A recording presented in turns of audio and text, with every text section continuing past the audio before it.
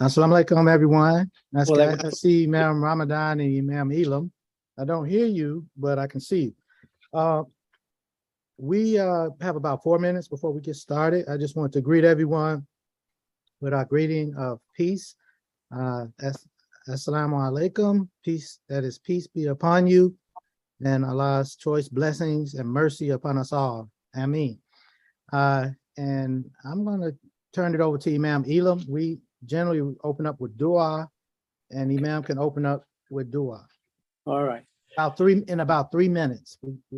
3 minutes we open up and with dua. Okay. Yeah. Then we'll be on live.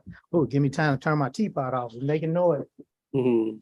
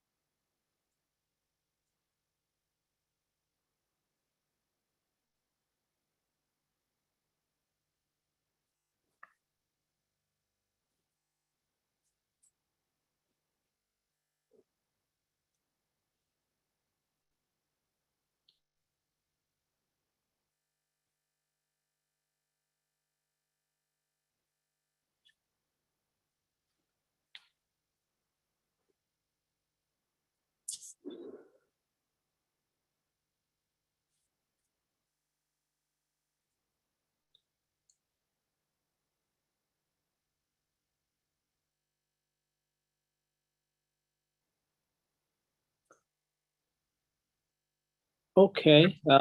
It's about 1:30 right now, and we're going to open up with dua, if that's okay.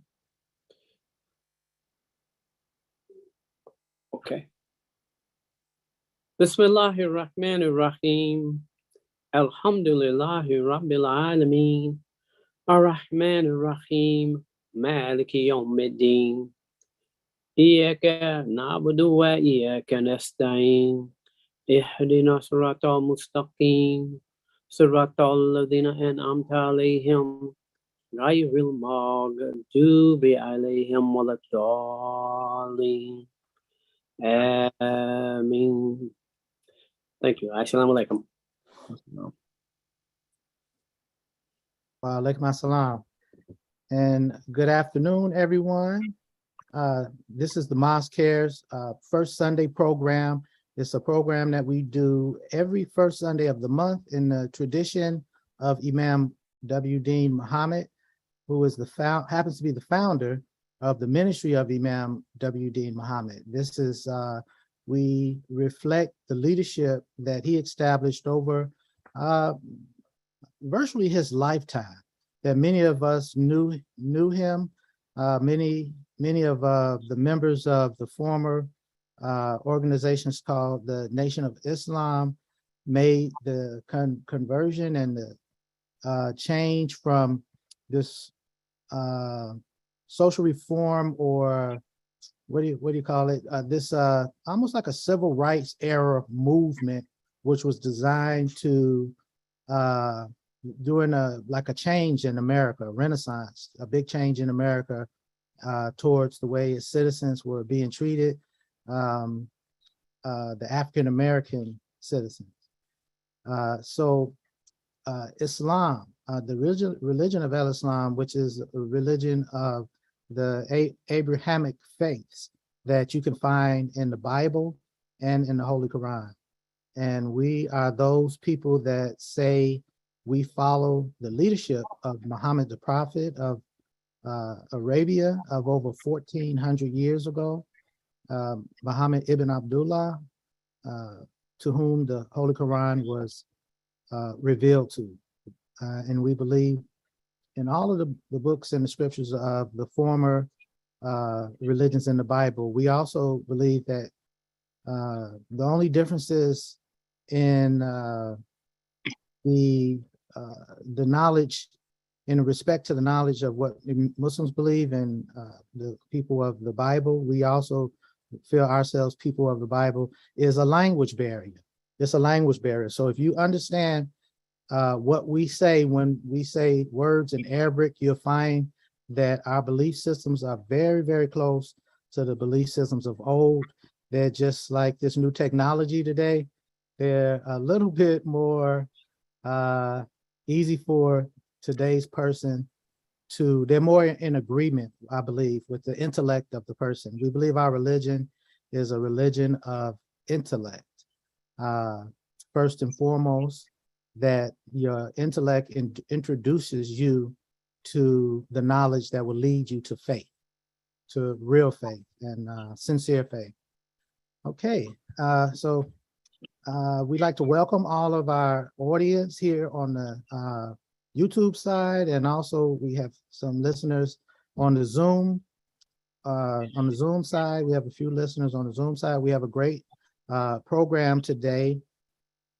The program will be on the, I believe, on the life and the life of the Imam W.D. Muhammad, our leader, to whom he named our school systems. Some of you are familiar with our private school systems, and they're named after my grandmother, Imam's mother, Sister Clara Muhammad. The Sister Clara Muhammad school systems is the focus of our keynote speakers today, inshallah, God willing. Okay, so I would like to, I don't want to keep our health consortium. As you all know, we generally have a program with our health consortium headed up by Imam Dr. Mikhail Ramadan, and he's here and ready. And if he'd like to take over the mic, it's yours, Brother Imam. Thank you. Alhamdulillah. Thank you very much, Brother Imam. With Allah's name, the merciful benefactor, the merciful redeemer.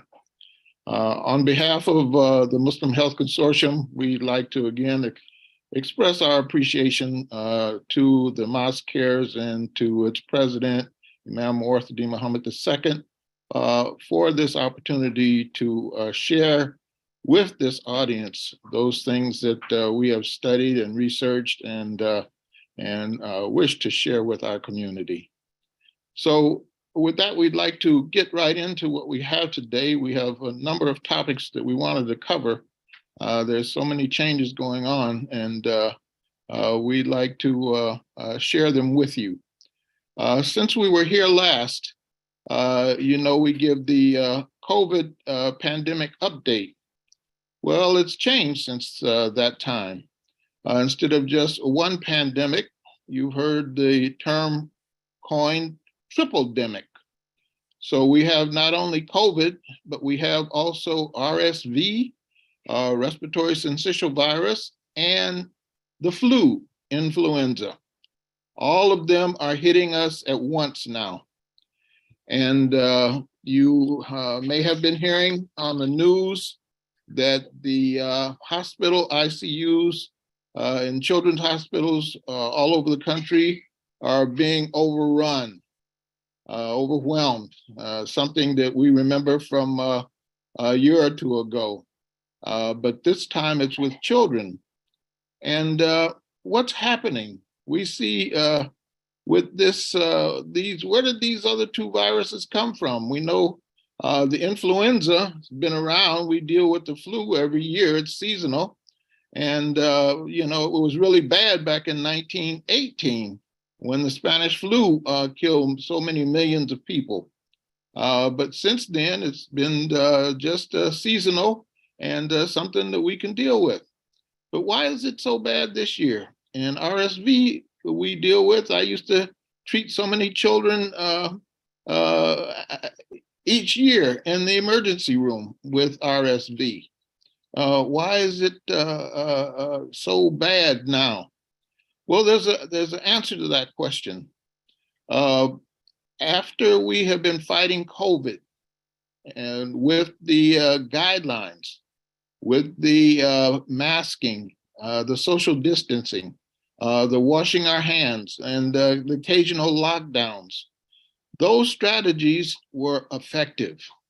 Indeed, they were effective back in 1918. They were used back then and before that. So they were not only effective for COVID, but they were effective for the other viruses.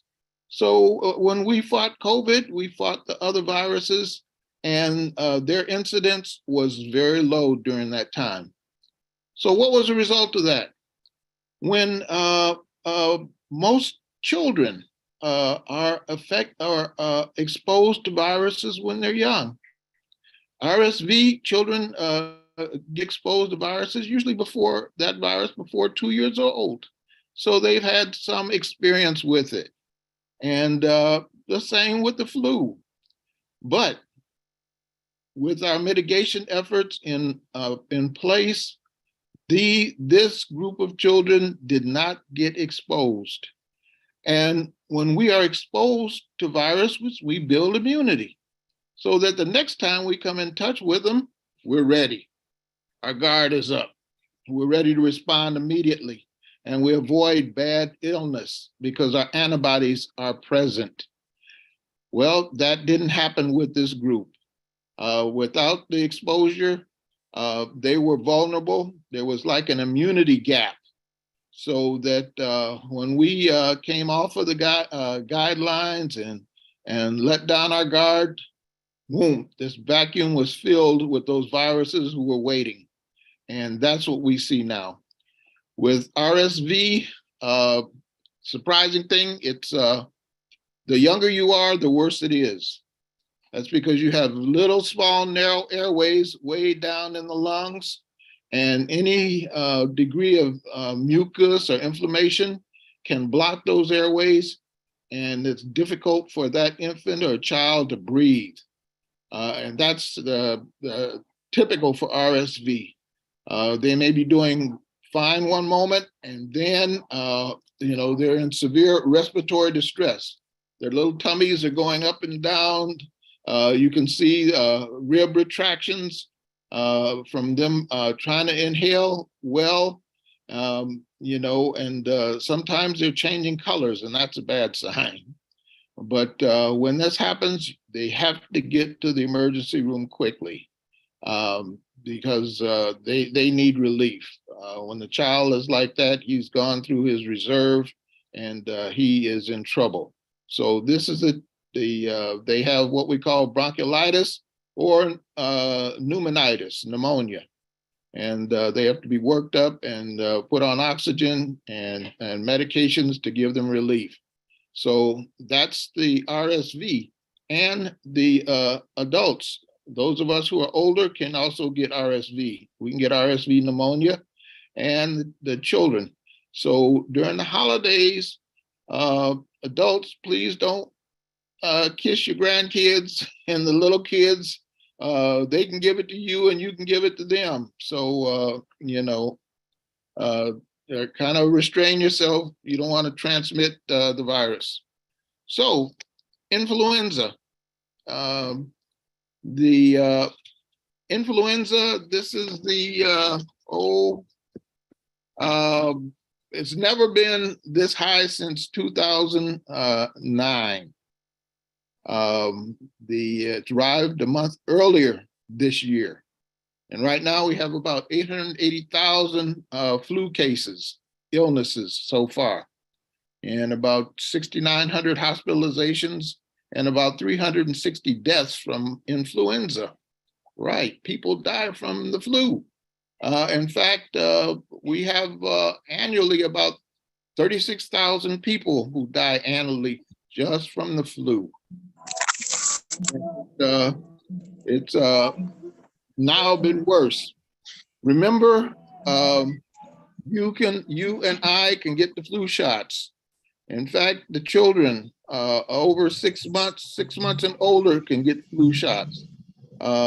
This reduces the illness from flu by 40 to 60%. So it's very important. So keep that in mind. Our flu shots and their flu shots. Now, what about COVID? And because COVID presents us with some unique problems. The children with COVID, we had over 1 million cases of COVID in children just last week. The good thing, COVID is generally not too severe with children. Only when they get the bad syndrome, multiple inflammatory syndrome in children, that's when it's bad. But the vaccinations among children below 5 years old, they can't be vaccinated. But there's a very, very low vaccination rate for the children who can be vaccinated above 5 years old, and that should be improved. And it's okay for the children to get the booster shots from 12 to 15 years old. Now, keep in mind, for the unvaccinated children, which are the majority of the children now, it's 11 times more likely for them to be hospitalized with COVID if they're unvaccinated. Okay, so where are we at with COVID? The booster, the bivalent booster is out there. As I mentioned before, my wife and I had ours. It covers the old Alpha variant, and it covers the BA4 and 5, which is the Omicron subvariants. These are the ones that are out there now, and they are quickly being overcome by the new kids on the block. What's really happening with COVID now, and this is important for us to understand, that as we impact the virus with our vaccines and with our strategies, the virus impacts us and we impact it. It learns to evade our defenses. It learns to go around them. It learns our strategies of how we're fighting it. And mutations occur, which for it mitigates our strategies. So there are several subvariants out there now of concern. And they're now spreading in about 26 different countries. And that's about a week old information. Is probably more than that now. The concern is that it's almost like this information is being passed from virus to virus. This is how you do it. This is how you get around. So that what we have is groups of viruses in different locations, almost developing similar evasive strategies. We know viruses can't talk, but It's just a mathematical probability with them. So our concern is that these mutants are evolving faster than our vaccines. Okay, so that is not good. So we have a very fluid situation going on out there now. It's like a horse race among the subvariants, and to see who's going to be win supremacy.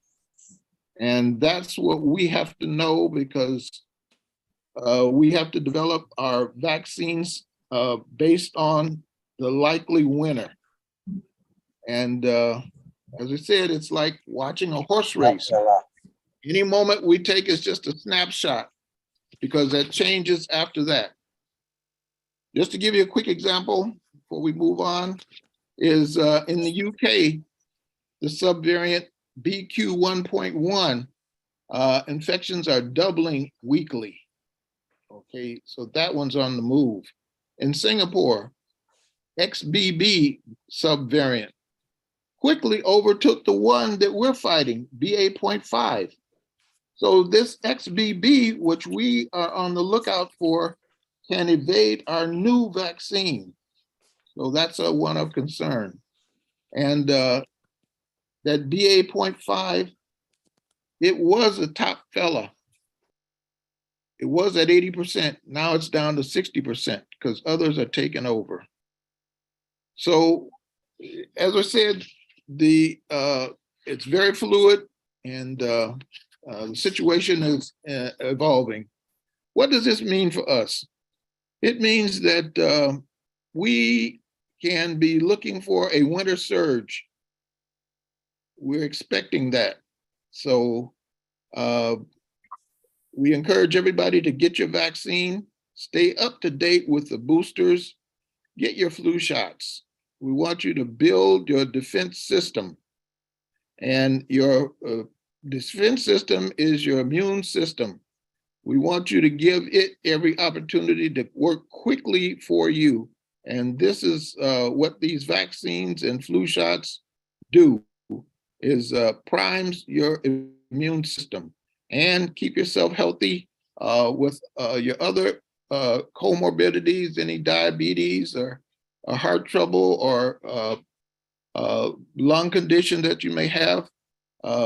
Stay on top of it and try to get it improved. So with that, we're going to end that part of our early discussion.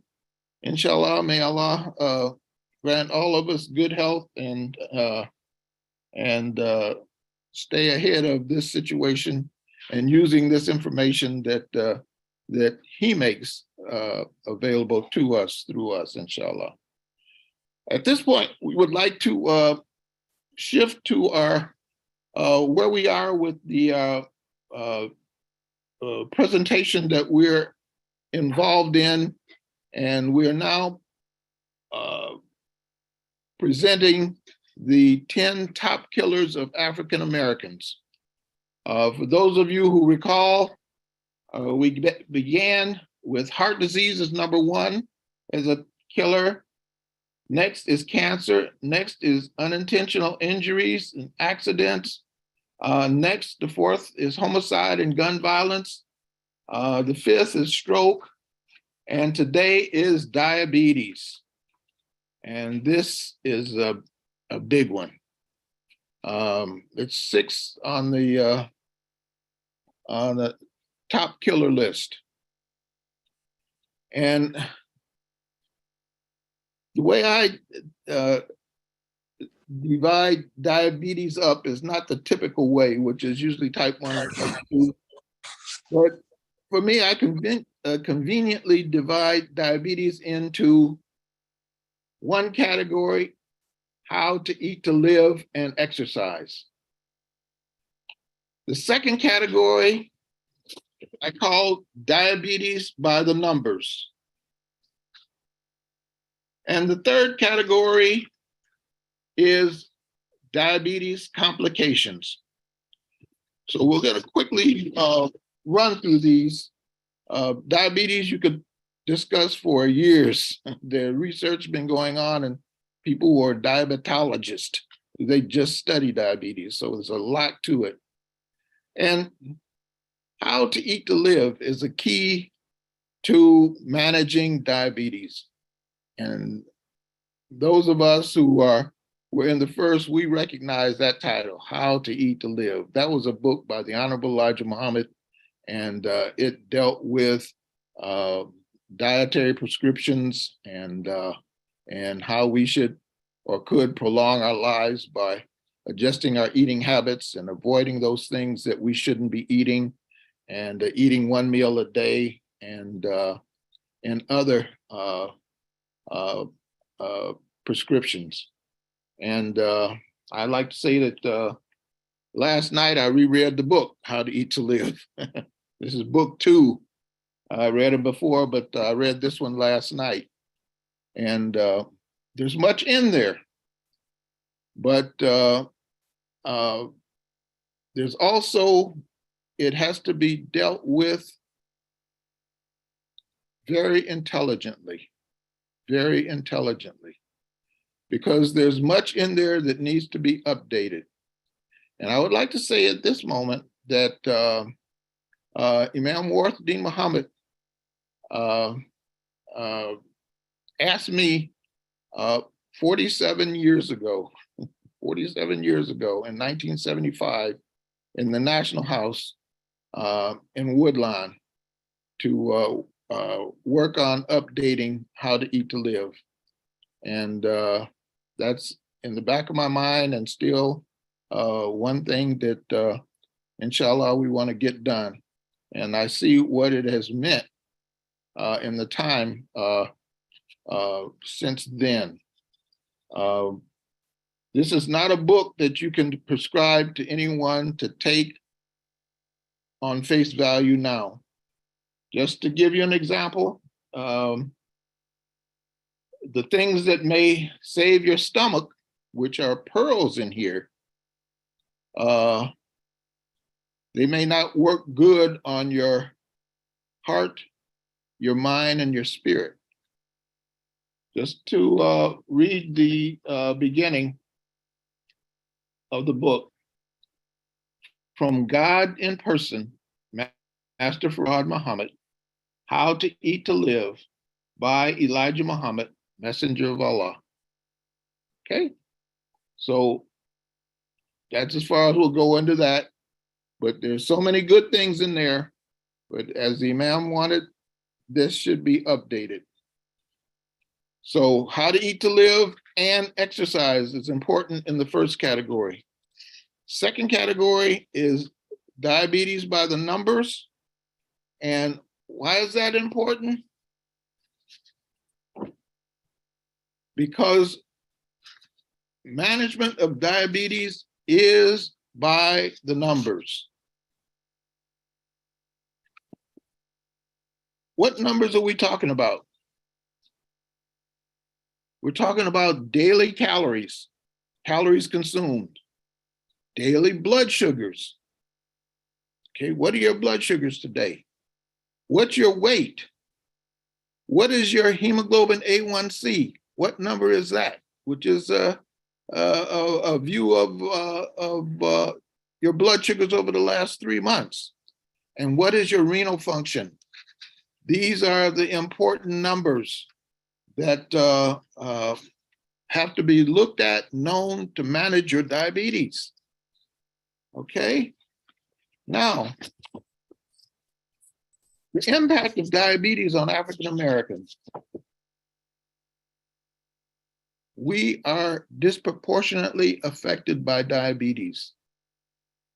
Over the past 30 years, the prevalence of diabetes in African Americans has tripled.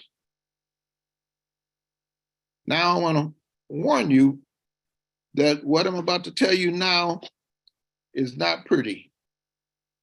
And in fact, it's very disturbing. But these are the facts that we have to deal with because they call for action. African American adults in the US are 60% more likely than white adults to be diagnosed with diabetes, 60%. They're almost twice as likely as whites to develop type 2 diabetes by middle age. We get it, and we get it earlier.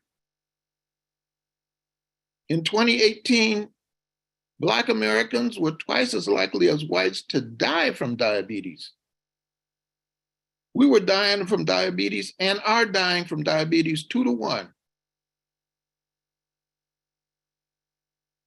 Black Americans are 3.2 times more likely to be diagnosed with end-stage renal disease,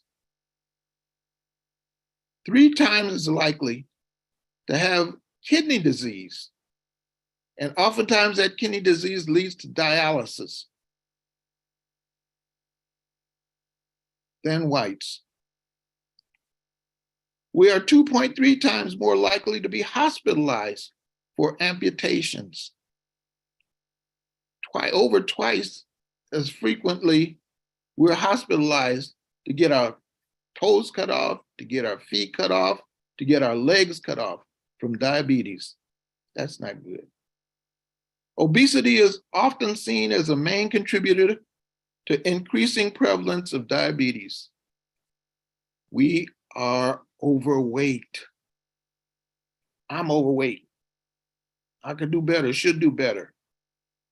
African American women have the highest rate of obesity or being overweight compared to other groups in the United States. Our sisters are more overweight than anybody else. About 4 out of 5 African American women are overweight or obese. 4 out of 5. In 2018, African American women were 50% more likely to be obese than non-Hispanic white women. As a whole, African Americans are 20% less likely to engage in active physical activity compared to non-Hispanic whites. We don't move.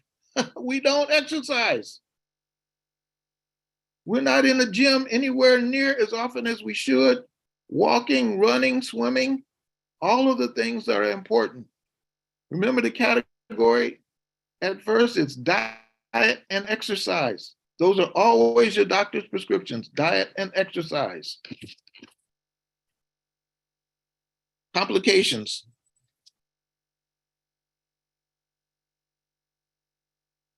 There are emergent complications of diabetes. Those are uncontrolled blood sugars that 200, 300, 400, 500, 600, 1,000. I've seen them that high.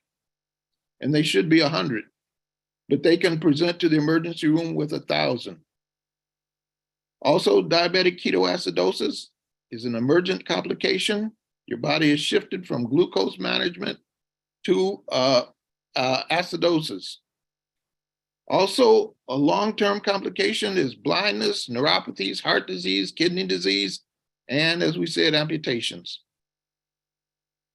So these are things that our colleagues will go more into as we turn it over. But finally, we wanted to give just a spiritual perspective of diabetes because it presents some very unique aspects that other diseases don't do. Almighty God Allah says in Quran 2:168, "O men, eat the lawful food, eat the lawful and good things from what is in the earth, and follow not the footsteps of the devil. Surely he is an open enemy to you." I would offer that diabetes in so many ways represents a physical example of our journey and struggles through life. Many classical aspects about diabetes. It's almost a metaphor for the human being's physical and spiritual tensions and stresses. There is the seduction of sweets, which leads to one's downfall, diabetes.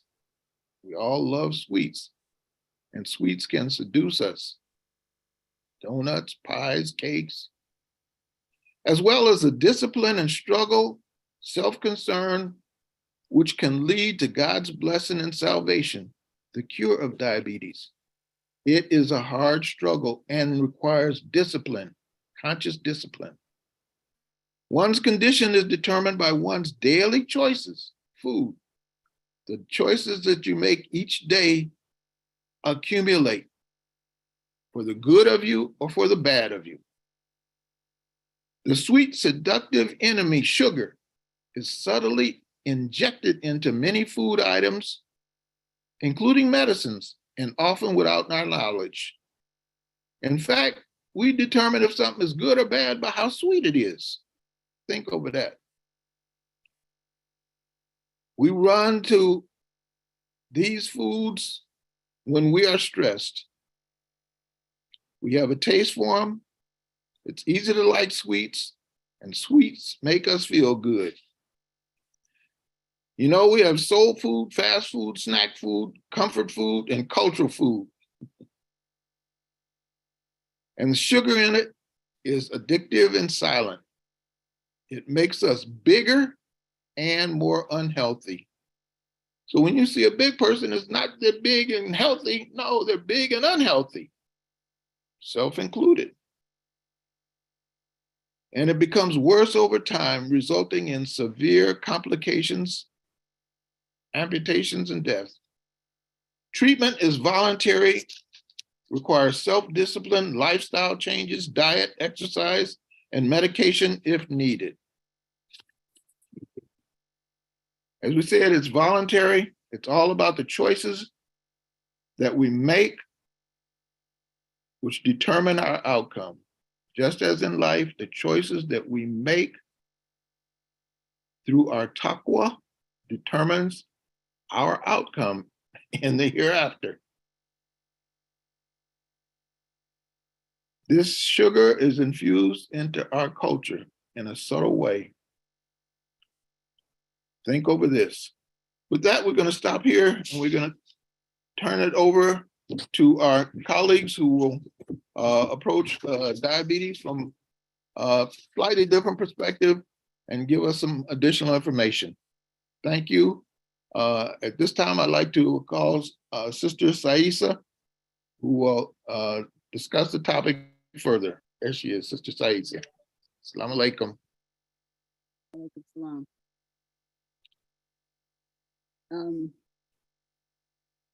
Am I co-host? We hear you loud and clear. Yes, thank you. Thank you. Okay. I've never shared screen before, so I'm gonna be patient with me. Dr. Ramadan gave just about everything that I was going to say, so alhamdulillah, it's made it easier for me. Let me see if I can bring up my PowerPoint.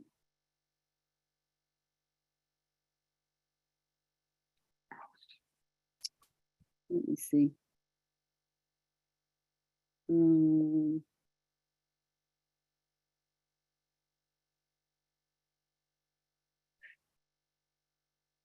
Can't seem to move the screen over so I can get to it. Basically, what Dr. Ramadan said was very right on target, and he did an excellent introduction to diabetes. I was basically just going to give some basic facts about the diabetes, and another sister, Sister Malika Kareem from Richmond, Virginia, was going to give some ways to try to resolve some of the problems that Dr. Ramadan just mentioned that diabetes will lead to. What diabetes is coming from, or the different types, type 1, type 2, pre-diabetes, and gestational diabetes, which affects pregnant women. But the basis of diabetes is because our bodies are made to use glucose as a way of giving energy to the cell. Our bodies are made up of cells, all different kinds, for the specific organ that that runs the different parts of our bodies. The heart has its own special cells. The kidneys have their own special cells, all the different parts of our bodies.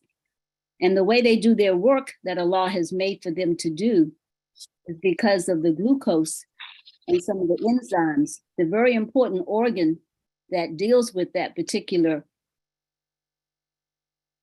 mechanism of how it's done is the pancreas. The pancreas is an organ that's between your stomach and your spine, and it's in the abdominal area. The pancreas not only gives hormones like glucagon and insulin, but it also gives enzymes that go into parts of your digestive tract, your small and large intestines, and helps to break down the foods that you eat. So this is just a picture of how, when the pancreas is working the way it should, it sends out the insulin. The insulin is used like a key to take glucose or sugar into the cell, and the cell can do its work. In type 1 diabetes, unfortunately, there is no way that the insulin is able to get into the cell. And so one, usually at an early age, younger than 30 or as a child, ends up with type 1 diabetes, not being able to have any of the ability to use the glucose to help to digest the food. And so one comes out with the kind of symptoms that you see in this pictorial. One also has to give oneself insulin from outside of the body, exogenously, either through a pump or through needles with insulin in it. So there have been many, as Dr. Ramadan alluded to, studies of diabetes over the years from different researchers, and they've come up with ways to try to help people deal with that. We used to call it juvenile diabetes because it happened mostly with children.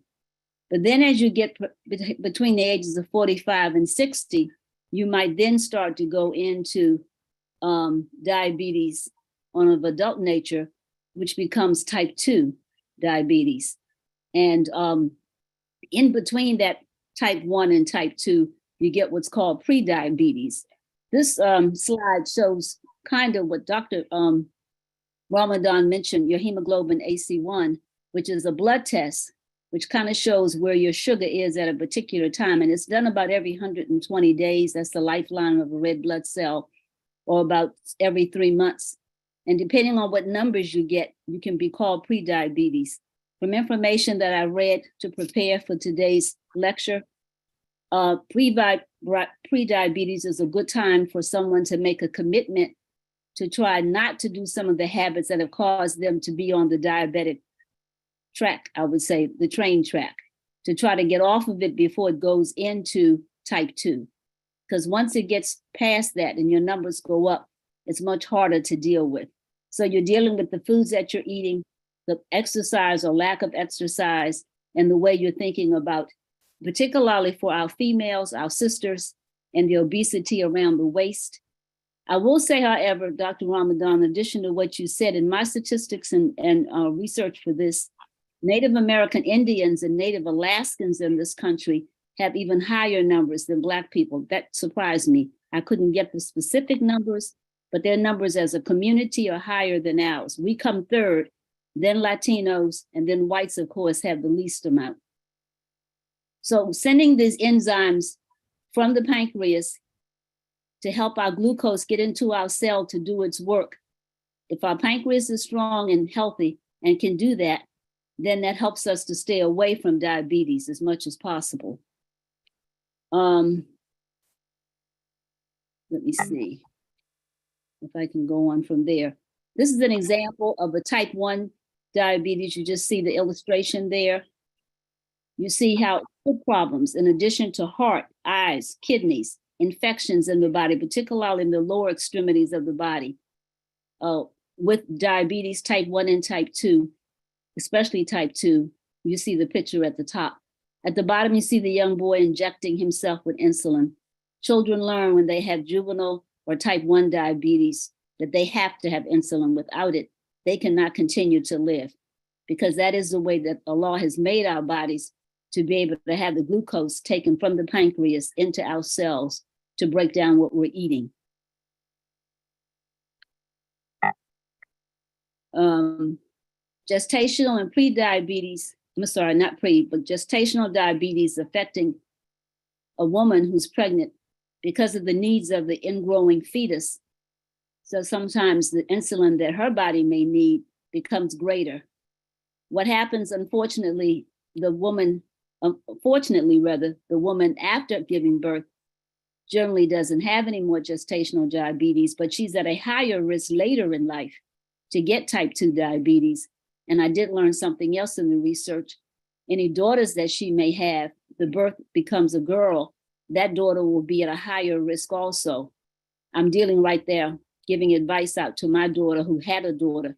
Her mother had gestational diabetes, and I see my granddaughter, and I see some of the patterns that could lead her. She's only 15 now, but I see the weight gain, particularly around the belly, and I'm trying to help her mother to understand that she's got to try to teach her daughter and watch what her daughter is eating and keep her exercising and keep her trying to drink enough water and to not drink sodas and to eat the kind of foods that don't have a lot of gluten in them that produce the kind of results we have with people that go into full type 2 diabetes. Right now, my granddaughter is probably in pre-diabetes, and we're trying to stop her from getting on into further type 2 diabetes. While I was doing this research, I also found that there were other types of diabetes in the last few years that have come out by some of the researchers. As I wanted to look at where diabetes is spread around the world, I was surprised China is the #1 country. Apparently, because of all the success with China delivering so many products to the whole world, a lot of their people have put on a lot of weight. And so the weight gain in the Chinese community has produced high numbers of diabetes. India, United States is third, Indonesia, Pakistan. Those are the top 5 countries with the highest numbers of weights of all the world's peoples. There's actually a part in West Africa. The map that I looked at wasn't very definitive about which countries, but there's a piece of West Africa where the diabetes numbers are very low. And they're not quite sure why. The people are definitely not obese. Perhaps it's their diet, perhaps it's the lifestyle that they're living, but they don't seem to show the amounts of diabetes that we have in these other so-called materially richer countries. One of the other things that I saw too was 3C diabetes, which comes out of a UK resource that I looked at in Britain. They talk about type 3C, which is supposedly linked to Alzheimer's. So now we're seeing that there's a type of diabetes now that's linking to Alzheimer's or dementia. So that's something that we really have to watch, because if we continue with this, we might end up having people not only having other physical problems, but mental health issues that are basically dealing with an extension of diabetes.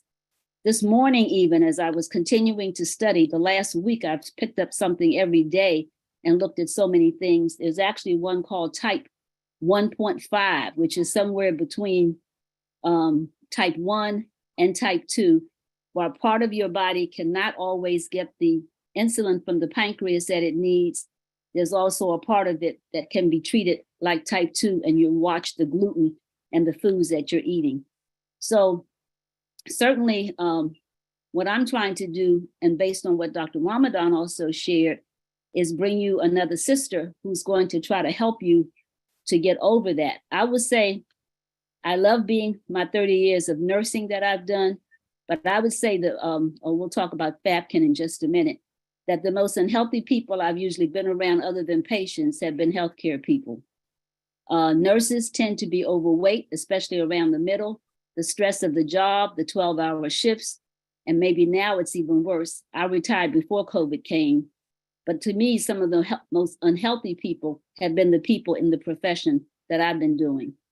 FAPKIN is a new hormone that was founded and announced in 2021 by the Harvard Chan School of Public Health. They do a lot of experimentation and testing, and they found this FAPKIN, which they hope is going to come out being able to help human beings with this upsurge in diabetic conditions, particularly in the United States. They're researching it now. Of course, when you do these researches, you have to do all kinds of stages of experimentation.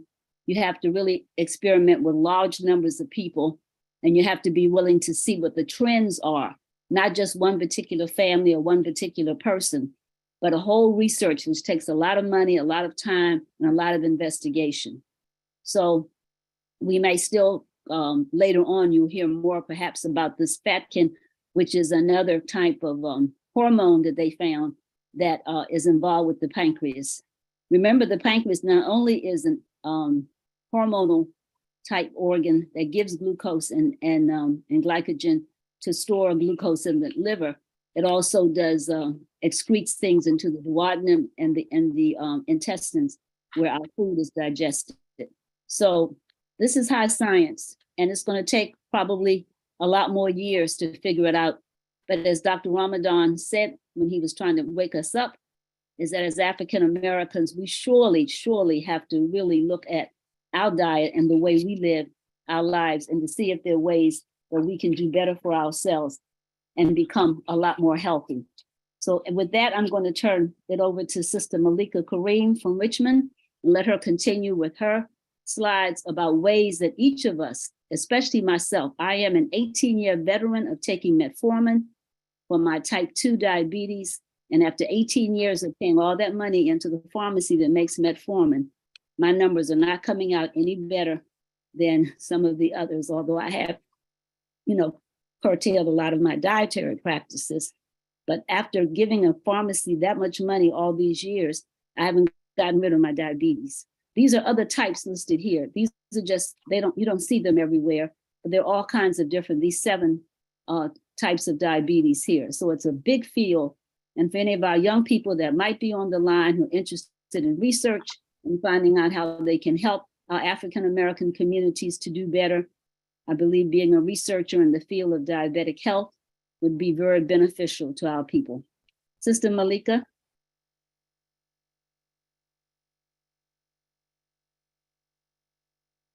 Assalamu alaikum. Alaikum assalam. I am very grateful to be with you all today. I just want to send the greetings to Dr. Ramadan, Sister Saisa. Thank you so much for your presentation. To the Mosque Cares, thank you for having me and having the Muslim Health Consortium to present today. Sister Saisa, I just want to remind everybody in the audience that November is National Diabetes Month. And this being such a huge concern in our community, it's something that I want us to really mark in our calendars to be a check-in point for us annually. Just the way that we have Ramadan that comes every year to check us up spiritually, having these awareness months, they're created to give us that same consistent annual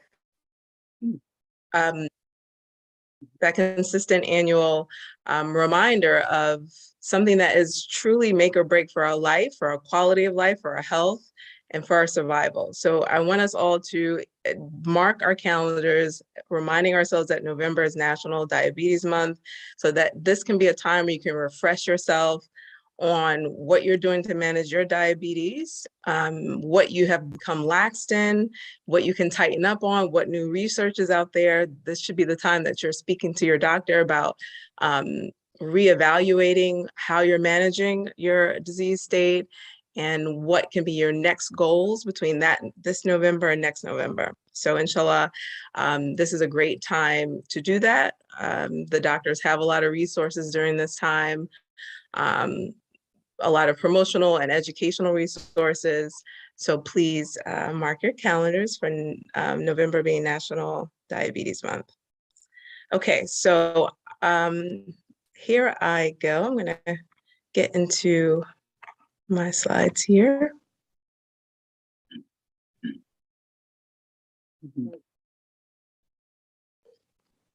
Okay, so we've gotten quite a bit of background with the functionality of diabetes and how it works in our body.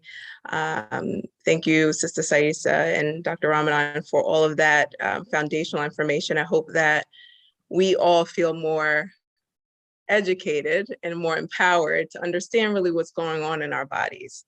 So what can you do to manage your diabetes?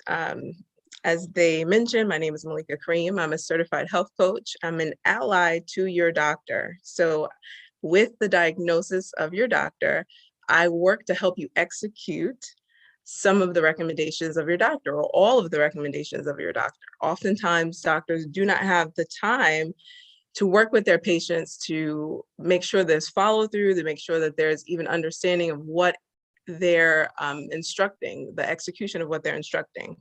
Oftentimes doctors will tell their patient that they need to improve diet and exercise. And that is something that we all know to do, but the how is what most doctors don't have time to do. So I am a support system for your doctor to help you execute those things. How specifically, what am I supposed to eat? What am I not supposed to eat specifically? And how to make sure that it actually happens. So how am I going to move? How do I start exercising if that's not a part of my lifestyle? And how to be consistent. So that's what a health coach does. So how are we going to do this, guys? We are going to establish life management strategies.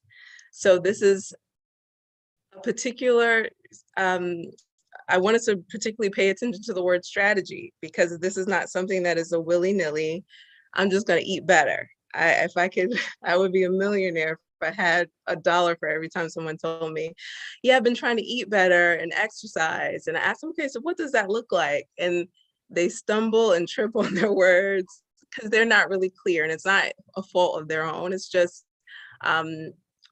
this is not a part of our lifestyle. No one's teaching us and guiding us through the specifics of what it really means to eat better, what it really means to have sufficient amount of physical activity. So what is a strategy made out of? I have created this 7-point checklist that I put everyone who's diabetic on as the starting point. And really each point on this 7-point checklist is something that we could probably make a separate workshop out of, but these are how we set our priorities. The first one being prioritizing quality nutrition, and how can we prioritize that? There's got to be education. There's got to be us taking the time to learn how to read a nutrition label. So a lot of people think that they're eating better by looking at what is advertised to them on the front of their label, because the label says it's healthy, it's smart, it's eating, it has a shape of an apple on it with a green sign or some other emblem of marketing to tell you that, hey, this is healthy, buy me. And this is how most people are determining that they're eating better, through the advertisement on the front of the food that they're buying. But really what I use as a professional to determine whether or not you're eating better and where you should be looking is the back of your packages, the back of your nutrition labels. That's where the real information is. So we have to become more comfortable and familiar with that. And I'm going to segue down to the left side where it says diabetes self-management education. This is something that needed to actually be researched. Can a diabetic self-manage? Is that an effective way to improve a patient outcome? Because really, truly, the medical community was not confident that people could actually manage it on their own. And a lot of times the decisions that our doctors make to put us on a metformin or to increase our insulin is not because our bodies absolutely cannot do anything else but have that. It's usually because they have to also consider your habits and the patient's ability to use lifestyle management strategies to improve their own outcomes. So to put that a different way, if your doctor does not believe that you can confidently adapt a lifestyle and self-management, then they're going to have to cover that gap of what you can't manage on your own with medication to make sure for certain that your glucose and your blood sugar remains in a healthy range. But if you can confidently educate yourself and you can show your doctor that you can self-manage effectively, then you'll see that they are flexible with your medication, that they are willing to take you off of your metformin, they are willing to reduce or eliminate your insulin. So you have a lot more power than you may believe.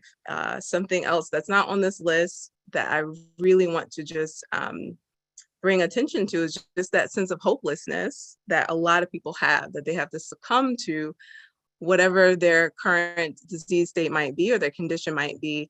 And that's not the case. There are always solutions. It's really just in need of your commitment and your devotion to your own health and well-being.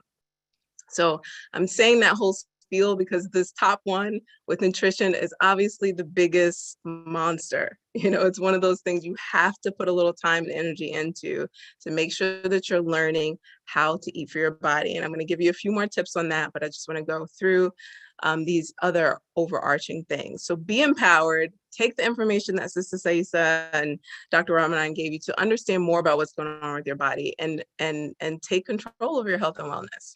So next, you need to remember movement is medicine. Movement is medicine is not just a slogan. This is research-based that we'll talk about a little bit later on, but there's actual research that even if you don't do great with your diet, you can lower your A1C just with good, consistent daily physical activity. Number 3, mind your sleep. As we get older, sleep, it becomes an increased challenge for us. We have a lot of inconsistency in our sleep.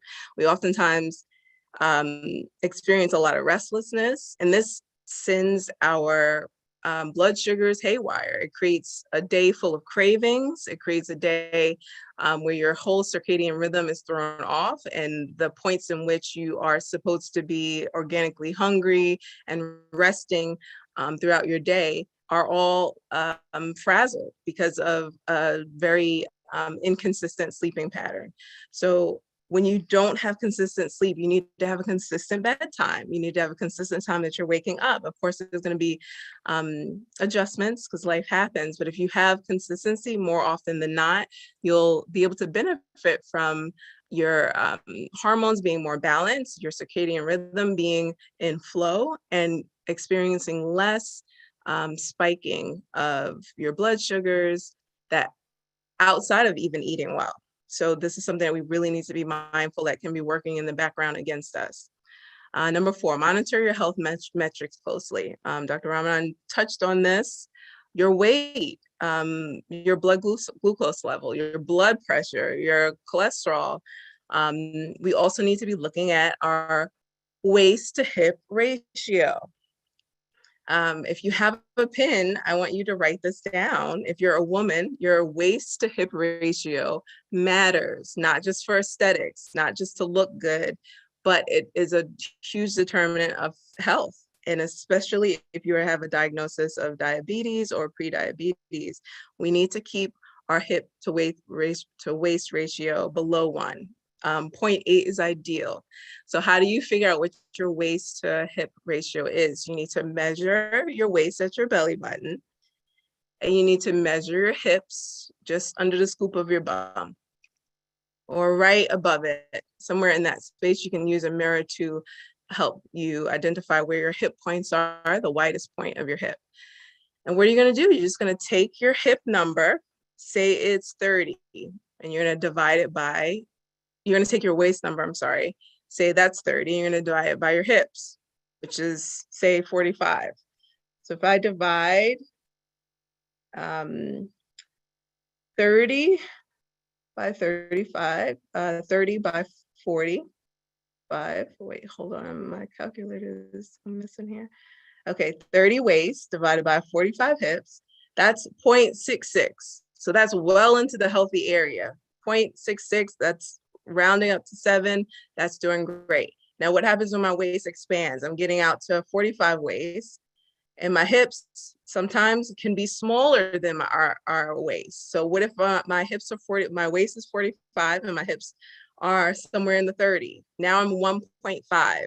This is putting me fully into high risk factors for all the complex diseases: diabetes, high blood pressure, high cholesterol. Okay, so this is a great metric to see, hey, I think I'm healthy, I think I'm feeling strong.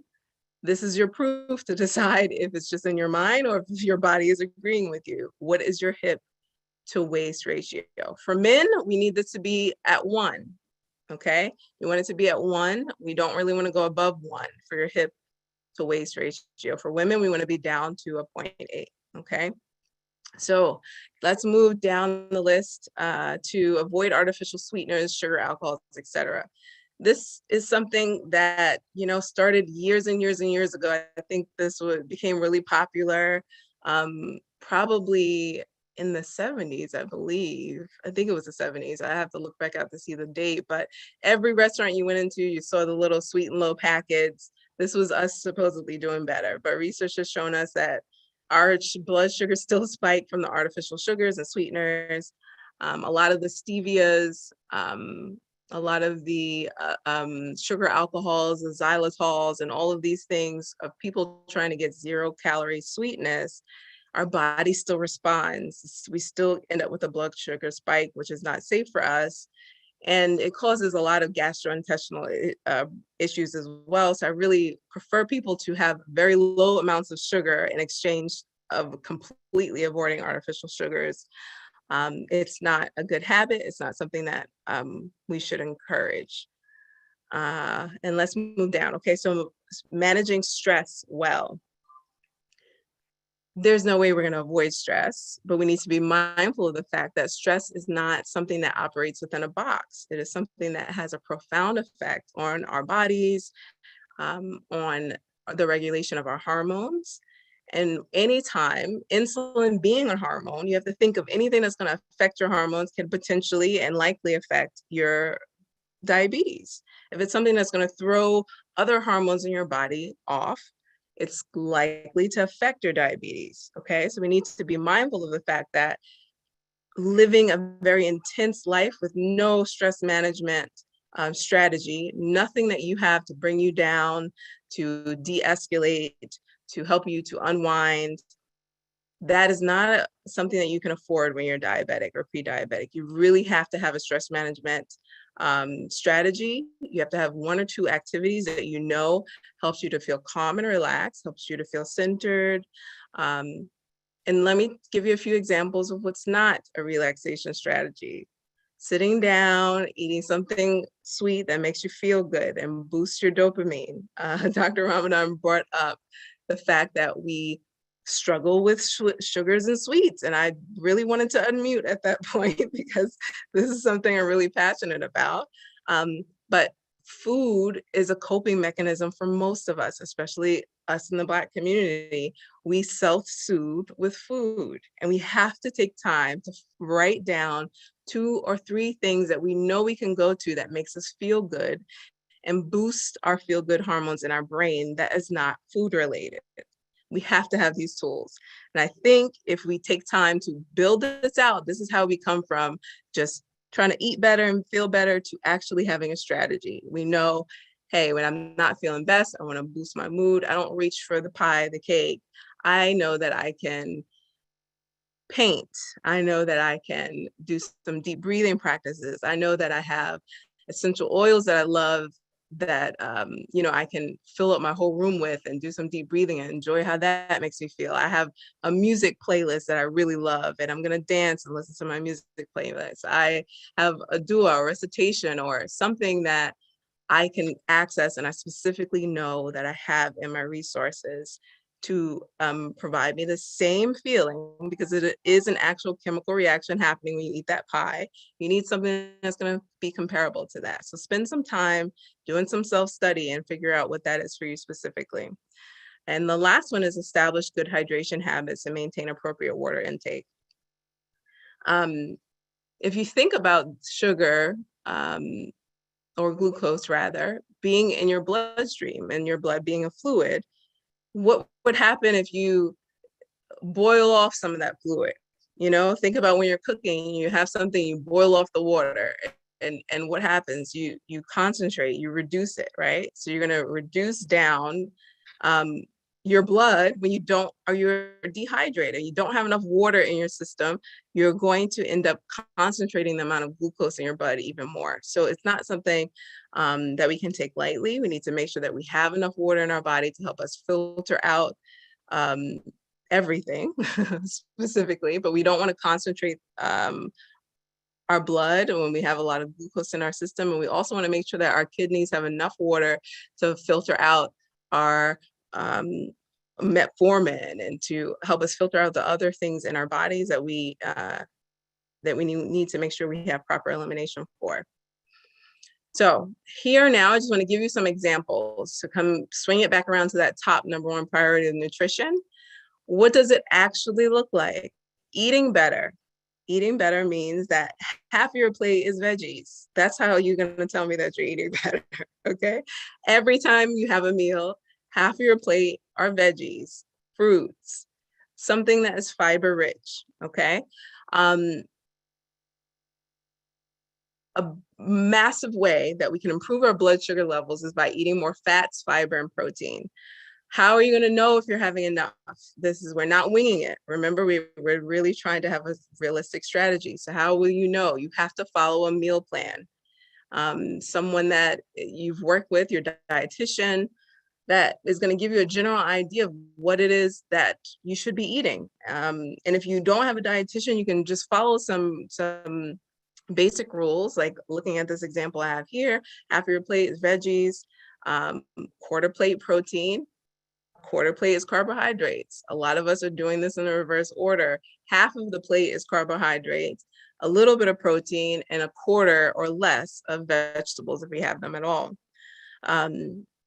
One other thing I want to point out here, of course, nutrition is something that we could speak for a month or several months on, so we're not going to get super deep, but I do want to draw attention to the fact that we don't have enough protein in our diet.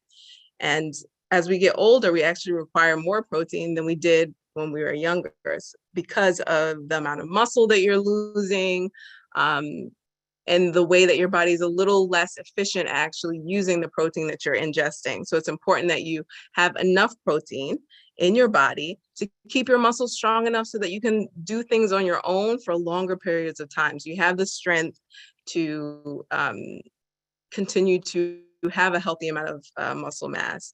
Muscle mass has been shown to show improved health metrics for us as well. So these are all really important things. How much protein do you want to have? We need to start learning about how much protein is in the things that we're eating. And we need to try to reach about 1 gram for every kilogram of body weight. That's one of those things that kind of also have to be calculated. But if you don't know how much your pounds are in kg, you just put that in Google. You weigh 170 pounds, you divide that by about 2. So you divide that about 2.2 exactly. But if you just, work with the number 2, that's easy to work with. You weigh 160, you divide it by 2, that's 80 grams of protein you're supposed to be having. Are you getting anywhere near that? You need to examine that in your diet. Okay, so let's talk about some hacks. I left hacks for last because I don't, cheat sheets are great to have, but I don't want us to ever forget that overall themes of how we're eating are important. But here are some tricks that I always give to all my clients so that they can have better success. Broccoli and broccoli sprouts, okay?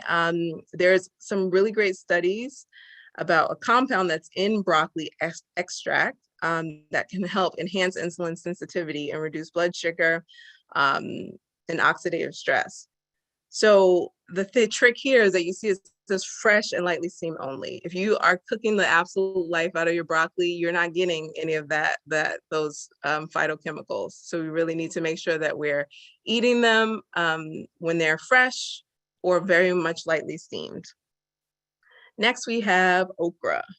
Okra also has some polysaccharides in them that have been researched, and in other countries, they use okra and okra seeds as a remedy for diabetes, as medicine for diabetes. So it's interesting, if you look around the world, it gives us opportunities to see what research is being done and to see, and this is the National Institute of Health that's reporting on this and that there's research on. So these are reliable sources that tells us that okra is one of those things that have those phytonutrients in it, those phytochemicals in it that will help reduce blood sugar by inhibiting certain enzymes.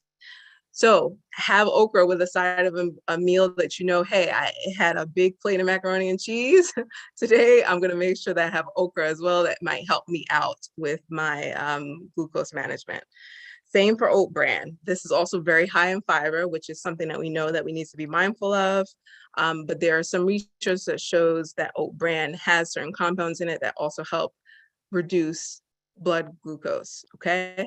Romaine lettuce, this is specifically romaine lettuce. We also wanna make sure we're incorporating other dark leafy greens, but specifically the research was done on romaine lettuce that stood out when compared to other leafy vegetables that are often used in salads, that helps reduce blood sugar. So this is something that you use to make sure you're eating these foods regularly with your meals to help you manage so that your post-meal sugar reading is lower. That is the primary goal of this, is lower. We're trying to avoid spikes. That is what creates disease and complications with our diabetes. We're trying to avoid as many spikes as we possibly can. Pumpkin seeds. Pumpkin seeds are another food or another compound that is used in other parts of the world for actual treatment of diabetes. Mexico and Iran really are pretty big on using pumpkin seeds as a remedy for diabetes. And it's also for blood sugar regulation. So they'll use an extract, a pumpkin seed extract and powders to, some research has shown like significant blood sugar levels being reduced. So it's something that you should often sprinkle pumpkin seeds on your salads for lunch. This can kind of combat when people struggle with their dressings that are very sugar rich. This can help manage your blood glucose. And beans are on the list for some of the polysaccharide compounds that they have, also for the fiber intake, which means that your body will more slowly digest the rest of your meal, again, preventing those peaks. So those are my cheat sheet that I want you to really write these things down so you don't, you can incorporate these into your regular diet. That means every day you're having 1 or 2 of these, okay? So not occasionally, but every day you're having 1 or 2 of these. All right, so now let's switch gears to exercise. Just really briefly, I want to give solutions right away. So what kind of exercise can you start now? You can start interval power walking. You can start interval power walking, and if you are not mobile to the level where you can comfortably walk without pain, then I want you to go on YouTube and type in chair aerobics, and you're gonna pull up videos that gives you routines that you can do in a chair. It's fantastic for being able to still get your heart rate up for a sustained period of time. And we want you to be tracking how much exercise you're having. Exercise is something beyond normal daily activity, and you want to get 150 minutes every week. So you need to be strategy. You need to be monitoring this, putting this on our calendar, having a little something on our refrigerator that's 20 minutes on Wednesday, 30 minutes on Friday to make sure we're hitting our 150-minute target. So let's go back to that interval walking. Interval walking means that you're going to walk real hard for 3 minutes straight, everything you got. Then you're going to moderately walk for 30 seconds. Then you're going to walk real hard for 3 minutes, then moderately walk for 30 seconds. This is your rest period. And you're going to keep going through that cycle for 20 minutes, okay? It's not easy. It's actually a lot harder than it sounds, but this is going to be a phenomenal way to condition your heart. It's great for cardiovascular health. You're going to burn a lot of calories. And it's something that you can do right now by yourself without having to need a trainer or anything like that, okay? So I want everybody to write that interval down and try to see if you can execute that a couple of times a week. Okay, so here are a few more examples. We talked about the power walking intervals, aerobic chair. We want to get those 150 minutes. The one thing I did not mention was the lift heavy stuff. So this is going to be different from person to person, but as diabetics, research shows that diabetes has a negative effect on our muscles and our lower body. So you're losing strength in your lower body. What should you do? You should combat that by trying to be building strength as time goes on in your lower body. And we can do this with things like squats, lunges. You can sit in your chair and do leg lifts if you're not able to do squats or lunges. And how you can add weight is just by holding a gallon of water in your hand, holding it close to your chest and trying to do 5 squats. Do that for a week. Next week, let's do 6 squats. Do that for a week and build up to your level of challenge. Obviously, if we're in the gym, there's much more specific things, but I'm assuming that most of us are beginning from a point where we have zero exercise in our life, and that's where I want to meet you. I want to meet you where you are and build from there, inshallah. Okay, so that is all I have for you guys. Let me know if you have any questions, and I thank you so much for your time. I hope this was beneficial. Assalamu alaikum. Alaikum assalam. Walaikum assalam.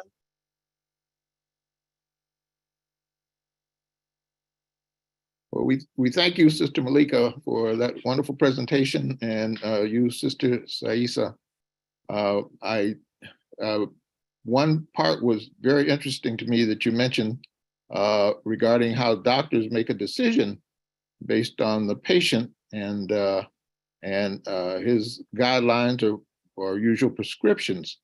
That it's not just based on what he wants to do next, but he has to consider how involved is the patient, what can he expect from the patient, and is the patient an overachiever or an underachiever, and what he has in mind. So he takes all of that into mind, rather to up the medication or to change his prescription based on the patient and the situation at the time. So it's an interaction that goes on there. And it's not just give you the next dose of medicine or up your insulin or anything like that, but you know, and also the reverse. If you're doing fine, if it's having a good response, you can reduce the medication. Remember, the medication is to cover you and to get the good numbers. It's managed by the numbers to a great extent. And Sister Malika pointed out what are the numbers and the concerns that we have, as well as naturally the examination of the patient. Thank you. Assalamu alaikum. Alaikum assalam. Alhamdulillah. This is Sister Mahasin Abdul Salam from the New York area. Greetings to everyone. I thank Allah for this wonderful and valuable information shared. Two questions I'm asking in terms of the projections of what the Health Consortium may recommend or provide. Popular viewing now are recipe programs on TV and cooking shows and whatnot. It would be wonderful if we had something available and accessible that have to do with halal cooking and recipes that change the caloric balance that you were talking about, and show how simplified that can be during these days. Want to know if you have anything in the works or in plans for that. And then the other curiosity for me is our own fitness program calibrated for seniors, especially more sedentary lifestyles with coming out of COVID and isolation oriented pastimes. And is there, I know we used to have a sister who had fitness exercise program, a Muslim sister, on probably before COVID started. Is there any suggestions or preparations you may be working on for that in the future? Sister Malika. Assalamu alaikum. I currently see clients and work with organizations providing those kinds of services. But as far as working with the Muslim Health Consortium, I think, that's something that we can certainly explore. But I think for today's purposes, it's really about giving people access to what is available that they can reach for today. At least that's my goal. And there's so many resources. YouTube is a great resource to help give you exactly what you need for your condition, your level of fitness. So I would recommend, don't wait on us. We could have the best intentions ever, but go out and get what you need today, inshallah. That would be my comment. Good advice. Thanks.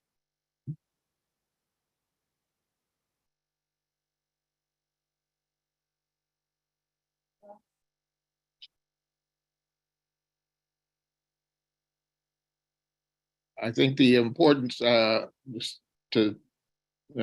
seize this moment, the importance of exercise. I really appreciate her bringing that out. It's under whatever your condition. If you're in a wheelchair, if you are almost in bed, you can do some exercise and challenge yourself to improve daily or weekly. At least be conscious that movement, as she said, movement is medicine. You know, it's as important as your other medications, and it's a step forward to see it in that sense. You know, if you have in mind that, you know, I've sat down in this chair all day long from morning to night, and I didn't do anything but my meals, that's not a good situation. And I think that you have to say now, okay, what did I do? You know, I got my prayers in, I ate. What kind of movement did I do? I took my medicine. What did I do? Even if you put your feet on one of those foot walkers that they advertise on TV, where you just pedal while you sit down, that's very good. And like Sister Malika said, chair aerobics. You know, they have that on television. You can do anything from laying in bed, sitting down, something more than your daily, you know, house duties. You should have it in mind that I'm doing this as well. It Assalamualaikum. benefits you. Walaikum assalam. Assalamualaikum, brother Ramadan. We do have a sister Nigma. She over 40 years plus, you know, she helped us sisters with the with exercise. And I'm in a wheelchair. I'm amputee. And I'm in a wheelchair, and most of the time I spend a lot of time. Well, I get around. I do move around a lot too. But she helps me out with my breathing. To Nigel, she helped me out with my breathing. I exercise. I do my exercises in my chair and in my bed. Yeah, I know we're supposed to move our body. Our body's supposed to move like water. And I thank you, sister, for speaking today. I took a lot of notes. I want to try to do better than what I do for myself because I am a diabetic. But I am also a certified chef. But I found out that there's a bean called chickpeas that's good for a person with type 2 diabetes. I try my best to, before I eat certain things, I make sure I read up on it first. And if you read up on chickpeas, and there's this thing called banzo that's good for a person if they're gonna eat pasta. If you're gonna eat pasta, which I don't eat anything. I don't eat white sugar. I don't eat white flour. I don't eat white potatoes. And I try my best. I try my best to eat the right foods that I'm supposed to eat for my situation. I don't eat any sugars. But it's called banzo. Banzo is made out of chickpeas. And I don't eat it all the time because everything I know now is in moderation. And Honorable Elijah Muhammad did teach us to eat, how to eat to live. And I ate wrong. I'm not going to sit here and say I ate good, but I ate wrong. I didn't do everything he told us that we should do. That's why I'm in my situation I'm in. But I thank you so much, sister, for your information. And thank you, Brother Ramadan. Assalamu alaikum, Dr. Ramadan. Walaikum assalam. Assalamu alaikum. There are two people with their hands up if we want to call on them.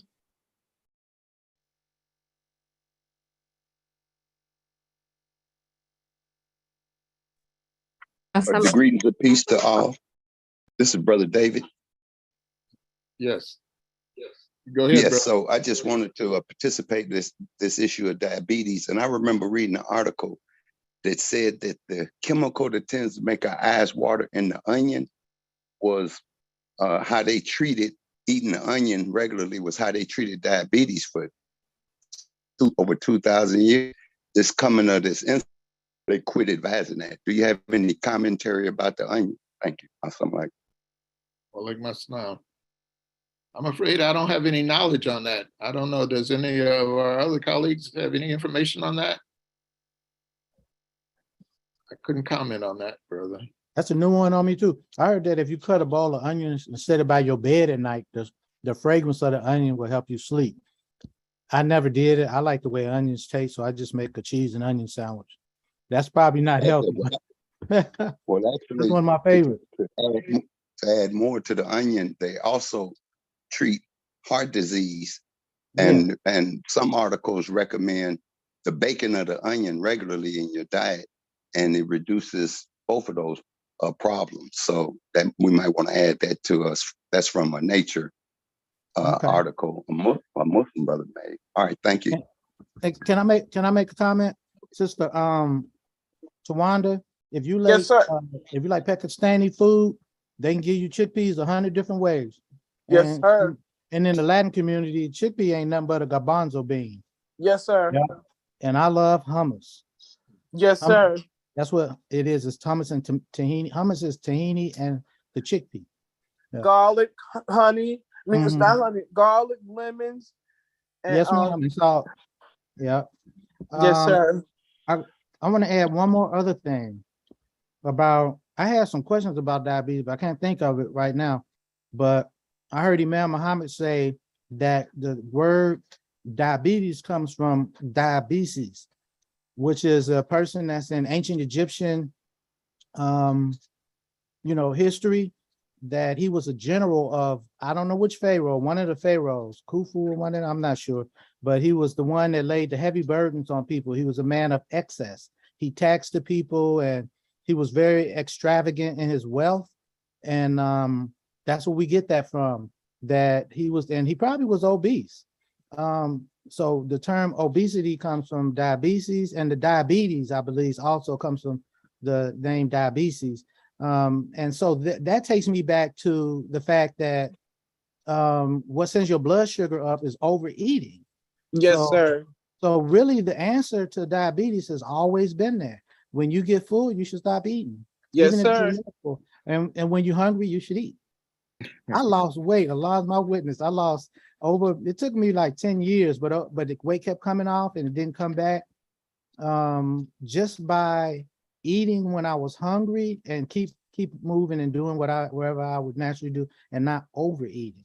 And I continued that even during Ramadan, even though it was scary because I looked like I was eating a portion that my daughter should have been eating, a little baby girl portion. And I used to complain. My wife used to say, well, all right, if I give you a little too much food, don't you complain? But lo and behold, when I stopped eating, when I was hungry, something happened to my body. It changed, and it got to the point where my body was saying, hey, you full. I didn't even want to see the food. And I understood something. I've seen people do this. They would be like, oh, get that away from me. I don't even want to look at any more food. And I never been that type of person. I was that type of like, oh, we got some more. I was the opposite. But Yes, now sir. I'm that way. I say I don't even want to see no more food. And then I stop eating. Mhm. Yeah. That was So that was a big recommendation in How to Eat to Live is okay. the Honorable Elijah Muhammad recommended the 1 meal a day or 1 meal every 2 days or 1 meal every 3 days, and don't eat in between, and eat when you're hungry.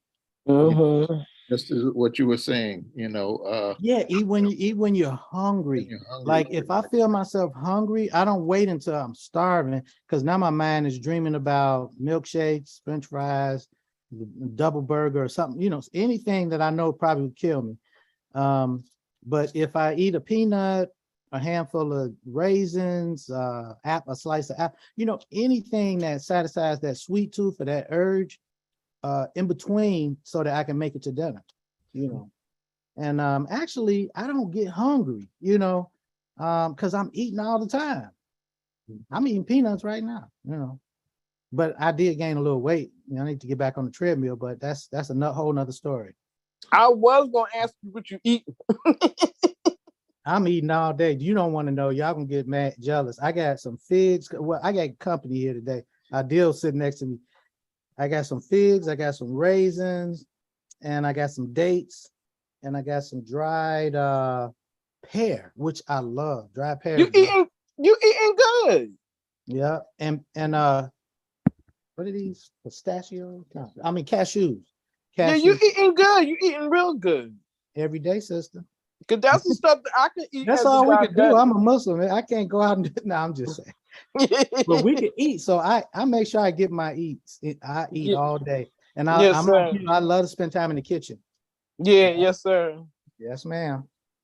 Yes, Assalamu ma'am. alaikum. This There's is a hand up. Okay. Sister Saisa. I couldn't get my copies of How to Eat to Live, Dr. Ramadan. I was looking for it, but I couldn't find it. But I did find some other books that I had in my library. And I've seen where in the mid-'80s, a lot of the companies trying to make money off of foods added different ingredients to foods that really helped us, like high fructose corn syrup is put into, my husband actually used to work, we used to live in, the Imam would know about Decatur, Illinois, down the middle of the state. And there's a company there called the Marketplace to the World. I won't give the official name, but they use a lot of high fructose corn syrup. They also make the ethanol that goes into our gas tank. And the use of that corn syrup really challenged our bodies, our natural abilities in our bodies. Our pancreas was really put under a lot of pressure to try to release the insulin to take the glucose into our cells for energy.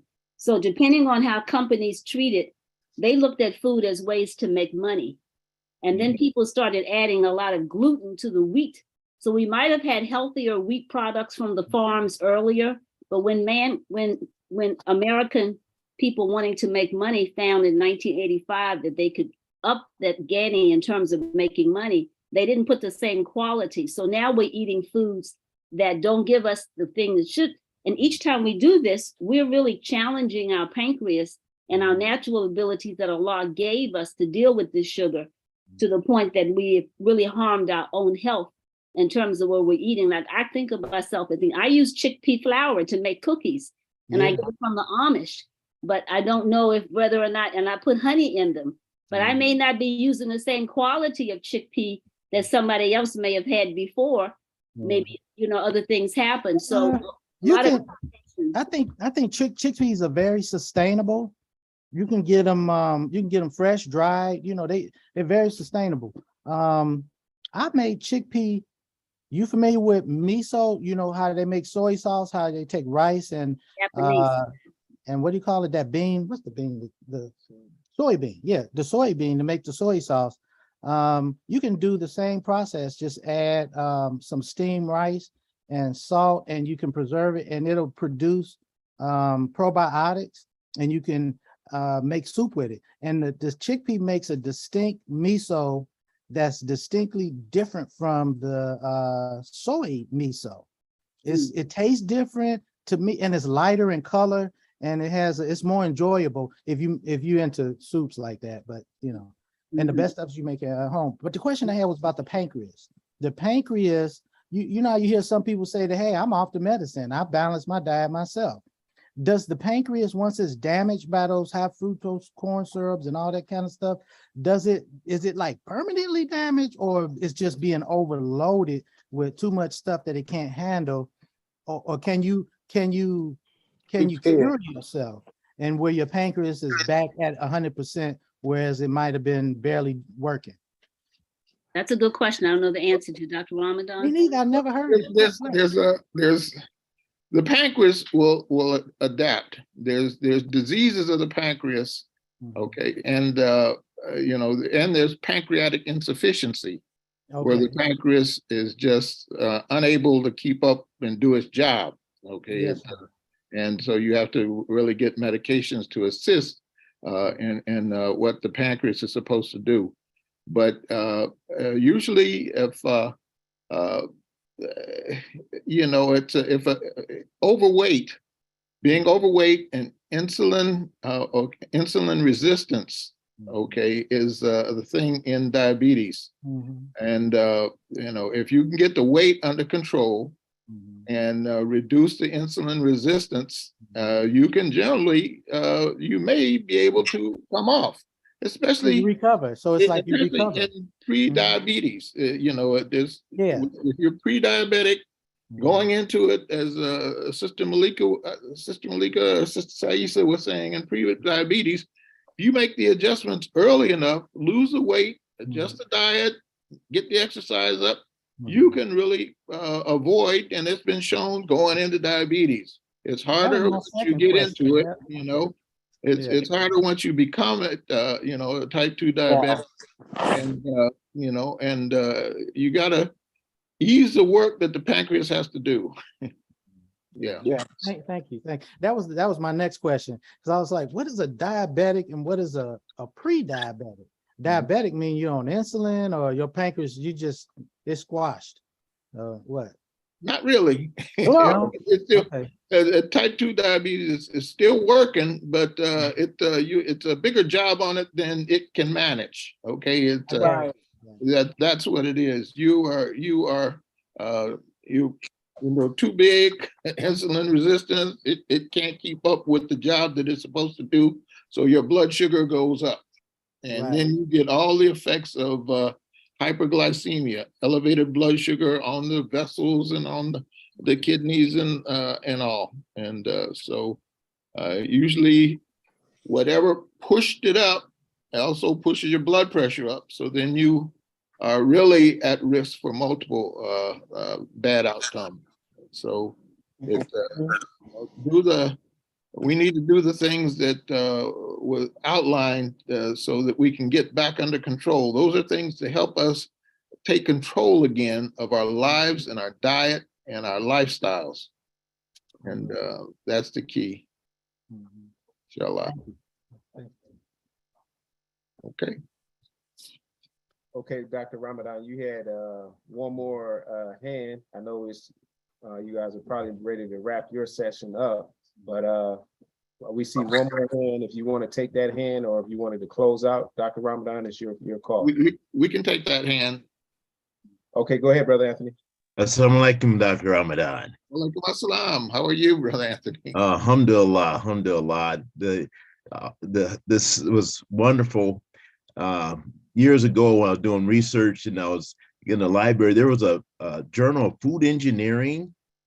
I think it was Sister Saifa mentioned about how they mentioned to make money at it and add this and add that, and you'd be surprised of what they had in that journal. I shortcut my own research by starting to read that on a regular basis. I haven't been back in the library like that for a long time, but you'd be surprised. No, I guess won't be surprised because you didn't mention it. It's how to make money, how to make it look like you're getting a whole lot more, but in the ingredients of what they did.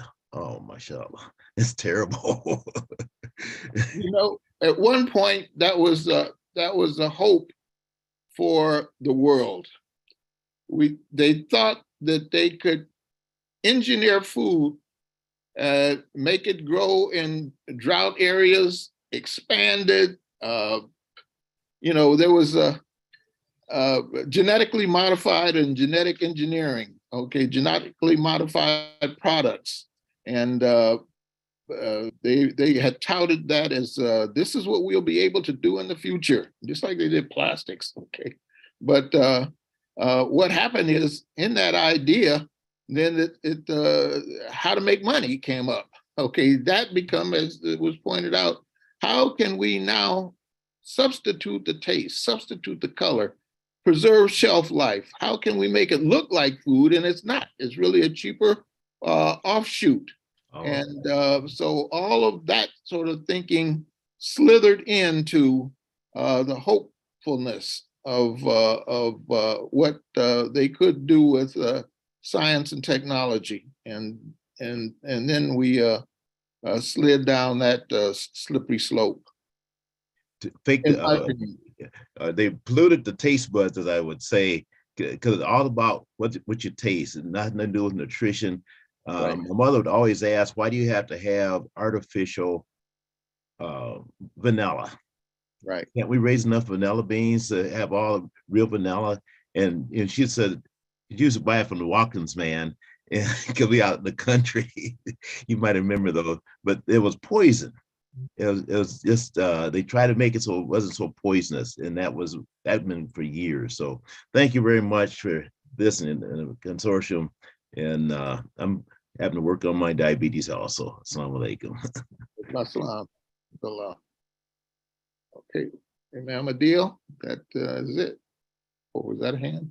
Okay, yes, sir, Dr. Ramadan, you can go ahead and close out. Well, I see, it looks like I see a couple more hands. For those of we see 2 hands up, the Muslim Health Consortium is closing. We'll leave it up to Dr. Ramadan if he wants to allow those 2, or unless he wants to entertain them in the chat or allow you to voice them out loud. That's totally his call. Your call, Dr. Ramadan. If we can see if it's a quick hand. Okay, those 2 hands that are up, please, we want to respect the Muslim Health Consortium time and the timing of the program.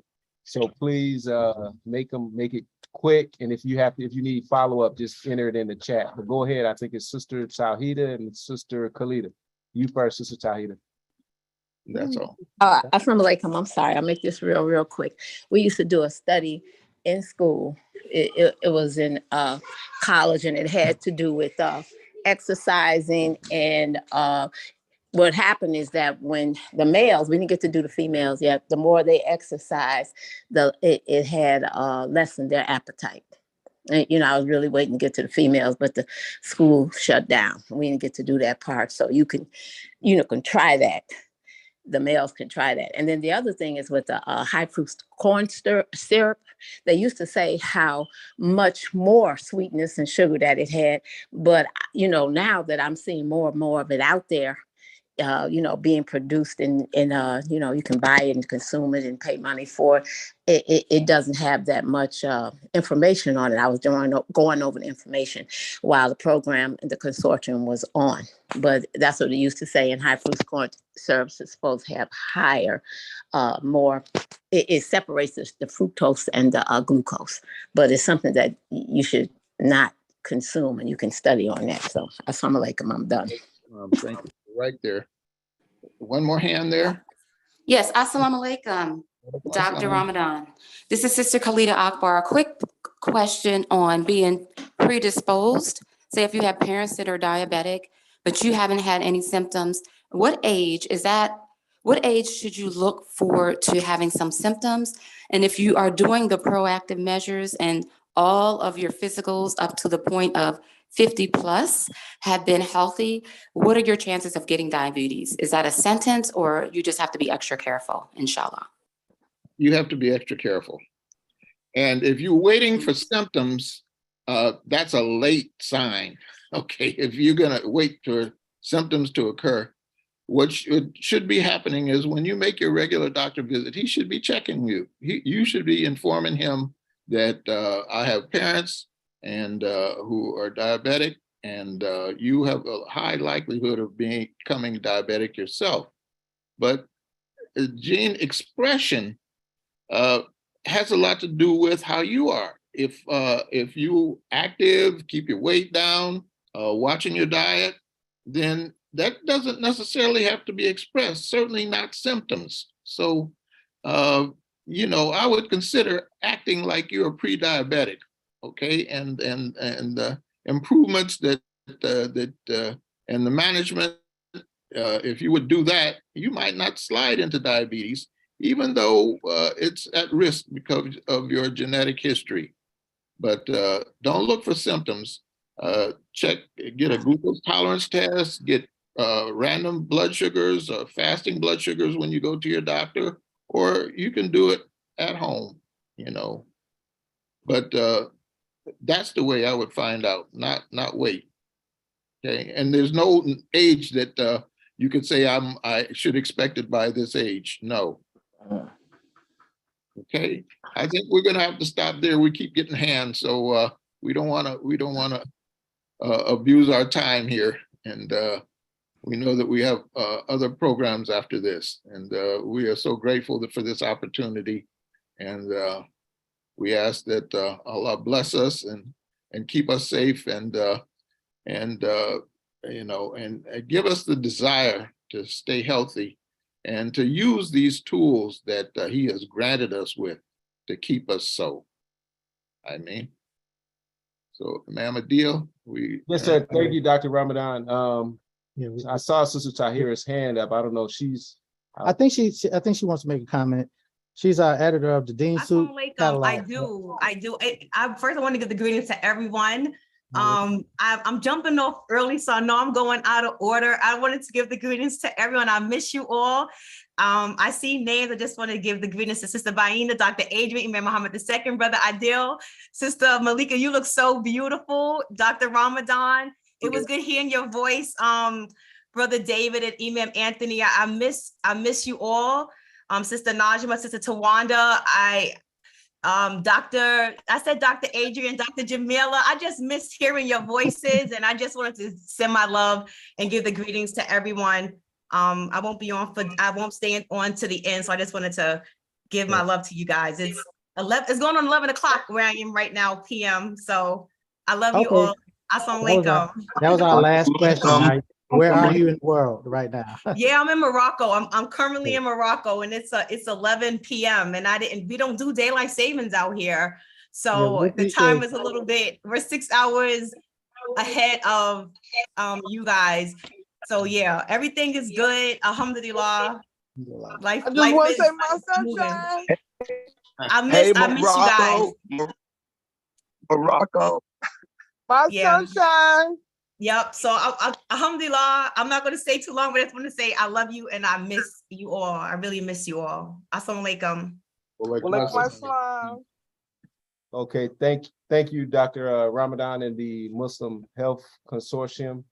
At this time, we're going to turn it over to the next portion of our program, which we have is Imam Elam with the Quranic Arabic discussion. But prior to doing so, we just want to announce that we do have a full program still ahead of us. We have coming up next the Quranic Arabic discussion with Imam Elam Muhammad, followed by the business and technology discussion by a presentation by Brother Abdul Rashid Akbar, which will then be followed by comments from the president of the Mosque Cares Ministry, Imam W. Muhammad II, which will then lead us into our featured guest presentation, which will be, I believe, multiple presenters presenting on the life and legacy of Sister Clara Muhammad.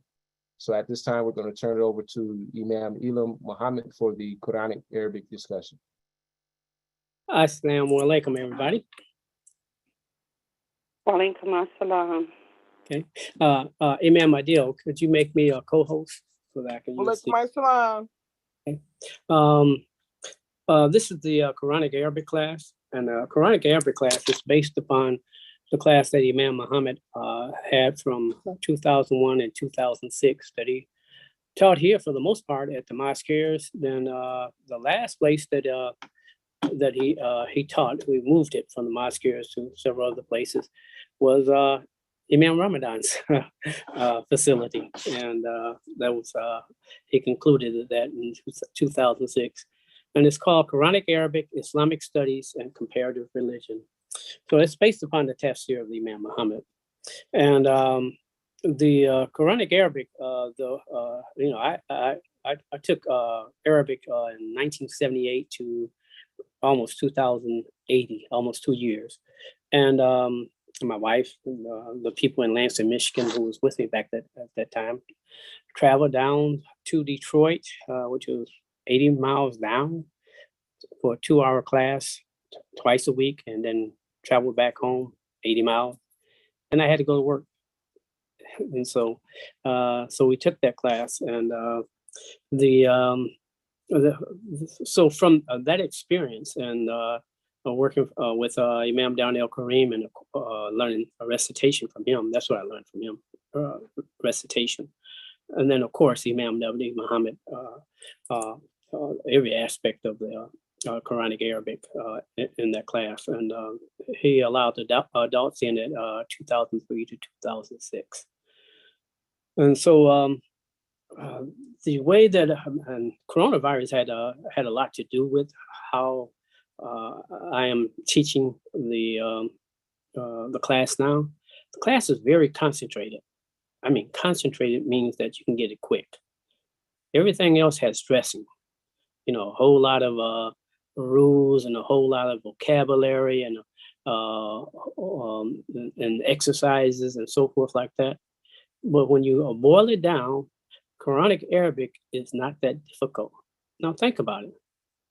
If you go to the college and to get Arabic, they have taken the Fusha or the classical Arabic and they have expanded it to be translated into English. And the English language is very complicated.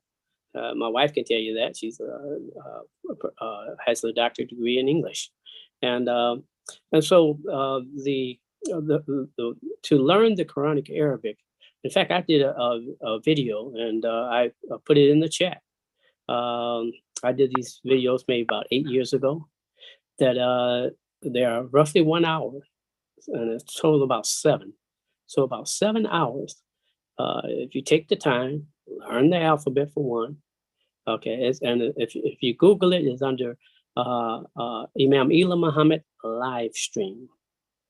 There's a platform called Live Stream. I pay $45 a month just to have those videos there so anybody can look at them. And they'll take you from alphabet to the nouns and so forth. Because of the coronavirus, we were all cooped up at home.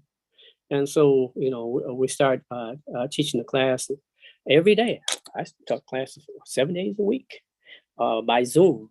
And then we came up with a system where we can take one word, and our choice is the attributes of Allah. This is 100 attributes. Allah is one, and then you have 99. And I can take one attribute and just go down the list of the main things of Arabic grammar that would teach you. You get a 4 point in Arabic, if you went to college, no question about it. But not only is it's focused on how to read and read the Arabic and recite the Arabic, is to understand what you are reading. Then, of course, the best dictionary is Imam W.D. Muhammad, the best dictionary. We got other dictionaries, but he is the best dictionary. And so with those 7 classes, really, those 7 classes, video classes, is rolled up into when I do the presentation about doing the grammar rules with one attribute. So if you learn 100 attributes, you don't learn 100 words. And if you break it down to the 3-letter root, there's another 100 words. So biggest problem people have is vocabulary. And what stops everybody, I don't care even if you go into any other languages, is you have to learn the alphabet first. And then the alphabet, and you take those letters and you put them into words. And then once you have words, then you can make sentences. Imam Muhammad said that once the person learns the alphabet, teach the grammar alphabet. And that's what we do.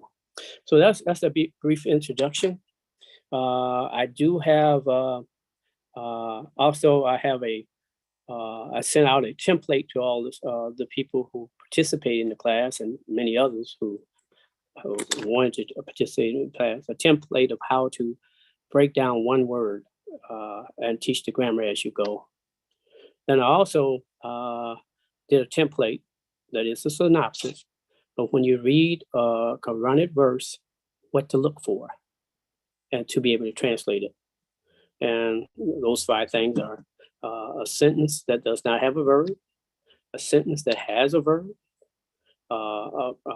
prepositional phrases, a dolphin structure, not through adjectives. What's so beautiful? I'm just going to talk about adjectives. Adjectives looks exactly like nouns. And the adjectives, example of adjectives for us is like the red book, the big book, the old book. Those adjectives come before the noun. Book is the noun. In Arabic, they come after the noun. So it'd be the book red, the book big, the book ugly, or whatever. And so the attributes of Allah, they are nouns. But they also can work as adjectives. Because when you have an adjective coming after a noun and it's modifying the noun, like a red book, book red, or book big, it has to be a mirror image of what a noun looks like.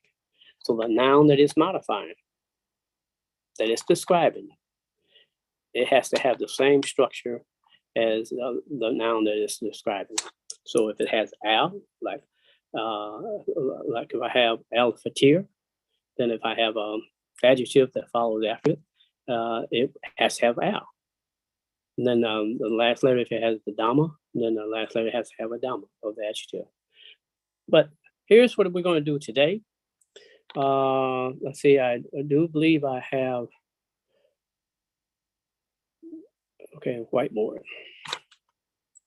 Thank you, Imam Adil. And so I'm going to take one word, but we're familiar with this word. This is an attribute of Allah.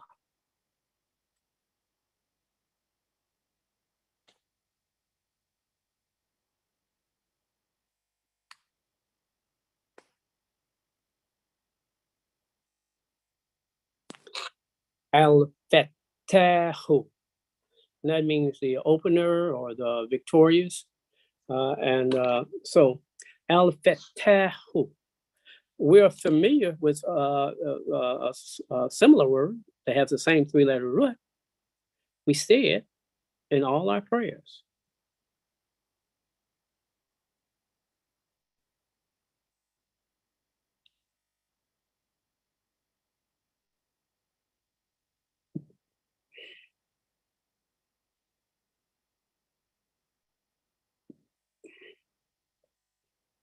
And that's Al,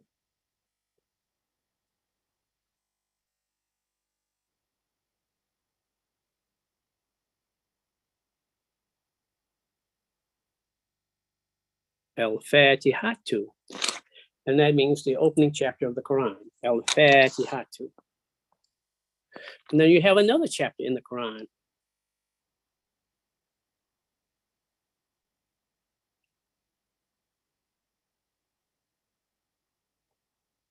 And it's called the victory.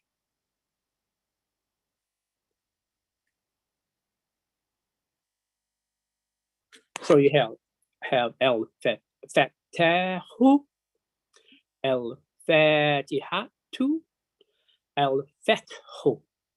So Al-Fatahu means the opener, the victorious, and Al-Fatiha too.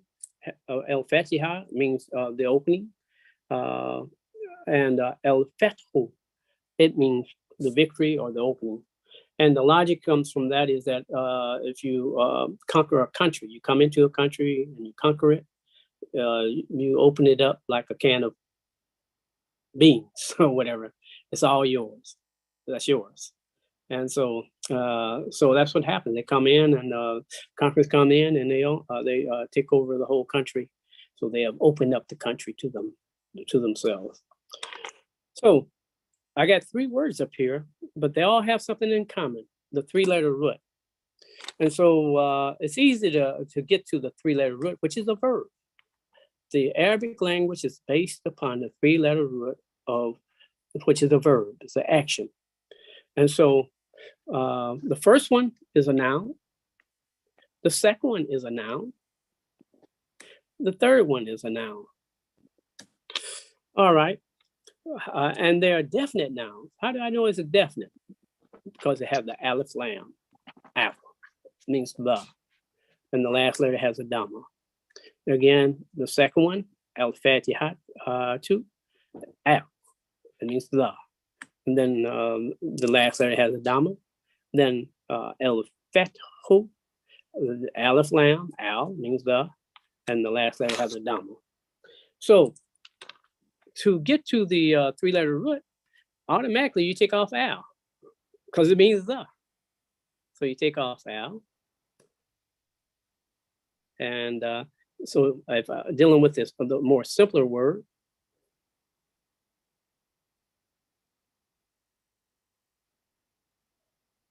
I took the alif lam off, and the three-letter root is right there. That's the fa, the ta, and the ha. Fa,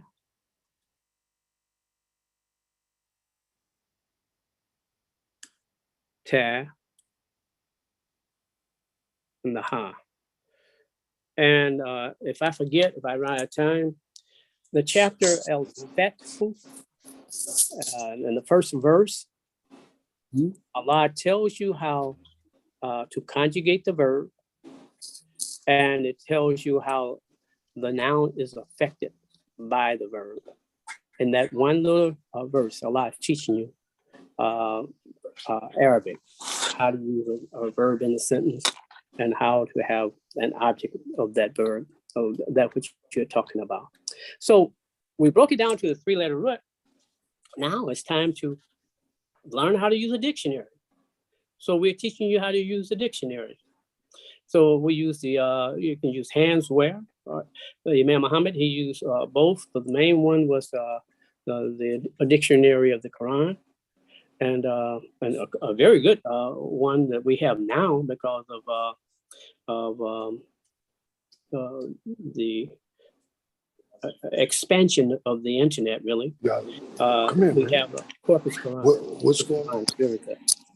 Somebody's talking in the background, please. Okay, All right. So if we take the fa and the ta and the ha, and we look it up in the dictionary, just like in a regular dictionary, English dictionary. Would somebody please mute your phone if you're not in part of the class? It's pretty easy to see who you are when you're on Zoom. Okay.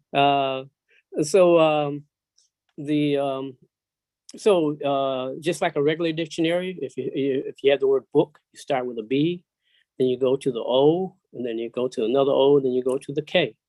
Well, the same thing with Arabic. That's a base. The Arabic dictionary is based on the Arabic alphabet, alif, ba, ta, tha. So you go to the fa, you go to the, and then after that you go to the ta, and you go to the ha, and you have the three-letter root. And when you look up the word, fataha means to open, to be victorious, and out of that you get another noun, key, el-miftahu, key. So you got something to, the key opens up what? The door.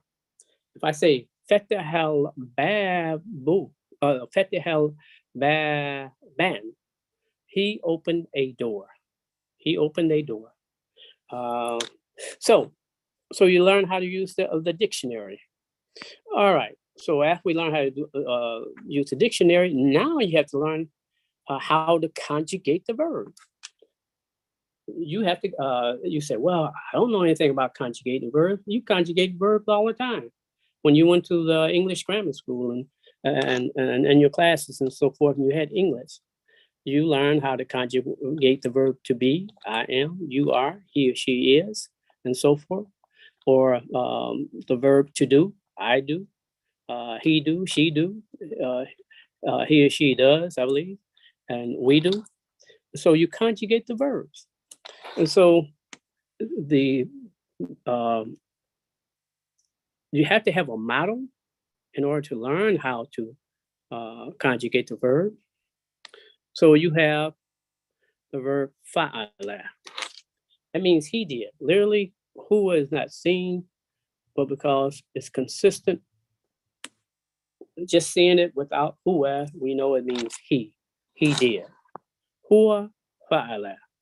So if you can conjugate the form fa'ala, and you have other verbs in that same form, especially if they have a first letter has a fatha, second letter has a fatha, third letter has a fatha, then you can conjugate the verb on that pattern. And so in this case, we have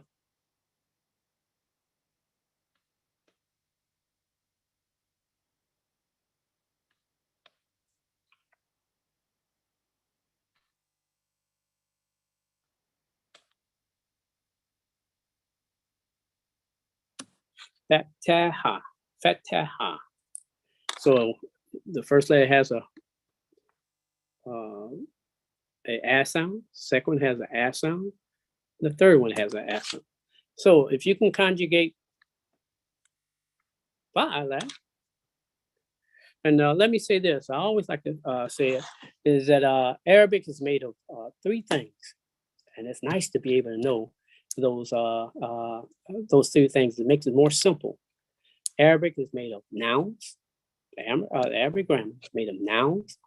And the definitions of noun is person, place of things, adjectives, adverbs, and pronouns. Then the other thing is verbs. And so that's the three-letter root in the most cases, three-letter root, verbs.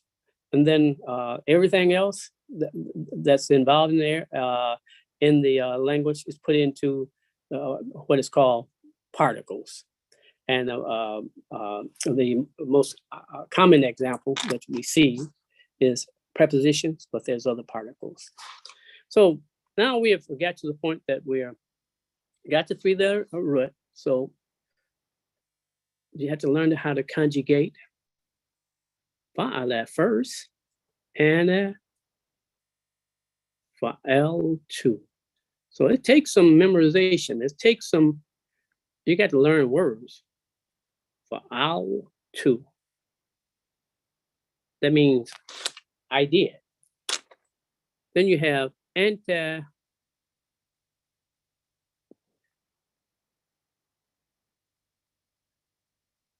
anta. And these are pronouns right here. The personal pronouns is ana, anta, anti, huwa, hiya, nahnu, huma, huna, hum, and so forth. Okay, anta means you. Then and you look at the ending, I don't know if you'll be able to see it, but I'll ta. Anta for I'll ta means you did, male. Then the next one,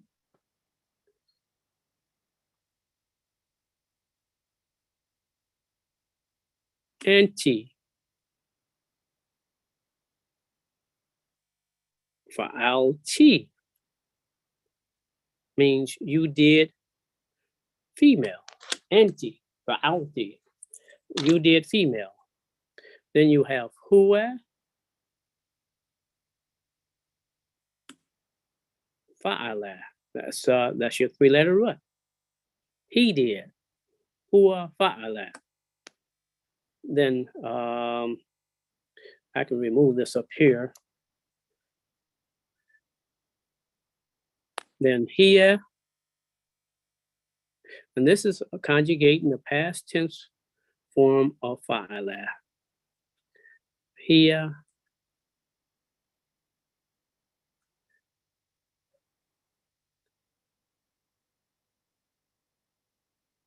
here means she. Fa'alat. Fa'alat. Fa'alat.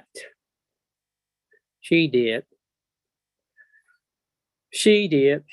Well, my two dots is not looking too good.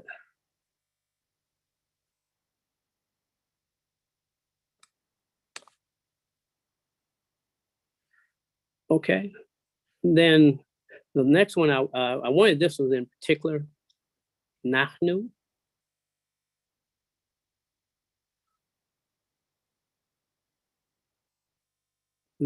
help me close out my class. Fa'alna. Got to pardon my handwriting. I'm using a what do you call it? Electrical pen, maybe, I don't know. Fa'alna. Fa'alna. Nahnu fa'alna. So I put that on the board. So now I'm able to conjugate the verb fetaha. Fetaha. So you start out with Anna. I got about 8 minutes and that should do it.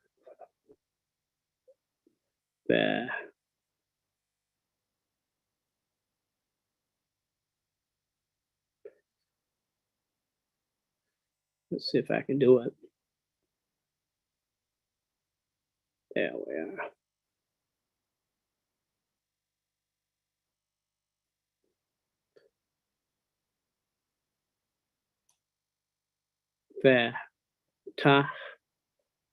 Two. So for I did Anna fa'eltu. Well, with fetaha Anna fatahtu. Anna fatahtu. Then if I was going to do anta, would be anta fatahta. Then anti, which means you female, anti fatahti. Then huwa be huwa fetaha. Then here fetahat. That means she did. And the one that I want to end with is nahnu.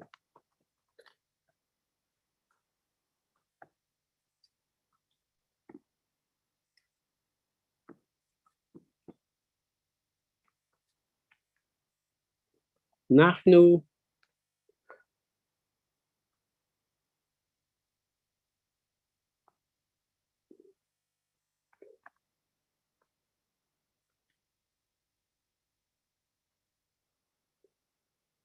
Nahnu means we. Nahnu. Okay, then fa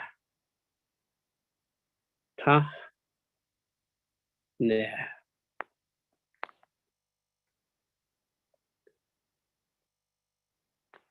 Nah. We open. We made victorious. Okay, nahnu patahna. And so if I took away nahnu, I can just say patahna. And na at the end, let us know it means we are victorious. So fatahna means we are victorious. And then nouns, they're affected by three things. Two things, I'm sorry. First of all, if there's nothing active upon a noun, you have the aleph lam, and the last letter has a dhamma. So el fethu, that means the victory, el fethu. Then if I take off the al, and now it becomes indefinite, a victory, fethun, fethun, you put a double dhamma, fethun. All right, so if nothing affected, that's what you have, el fethu and fethun. However, a preposition can affect it. So if you put be, which is with, that's a preposition, and you put it with el fethu, the last letter gets a kasra because it's definite, bil fethi. And then if you have take away the aleph lam, then if I said fethun, I'll put a be, which is with, attach it, preposition to the noun. It'll be bil fethin, bil be fethin. I had to do it, so I don't have time to put it all on the board. The main thing I want is fatahna. So if but I can do this. A verb affects a noun also. So I'll put this up here.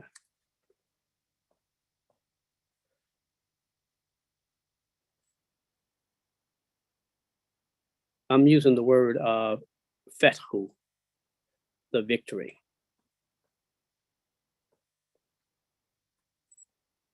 It'll be el fethu or fethun for indefinite.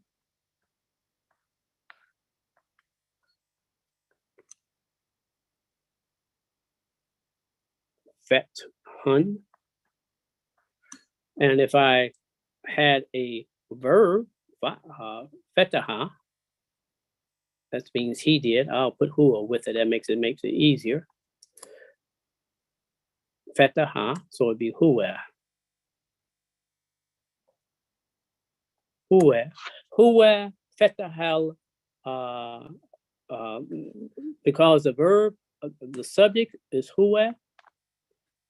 El fethu now has been acted upon the verb fetaha, and el fethu becomes an object of the verb. It would be, you have to change the last letter.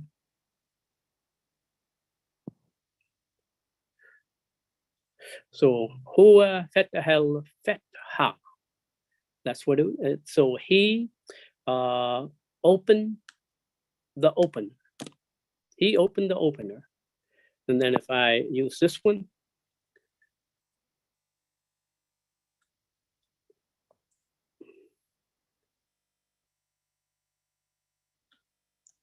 fet,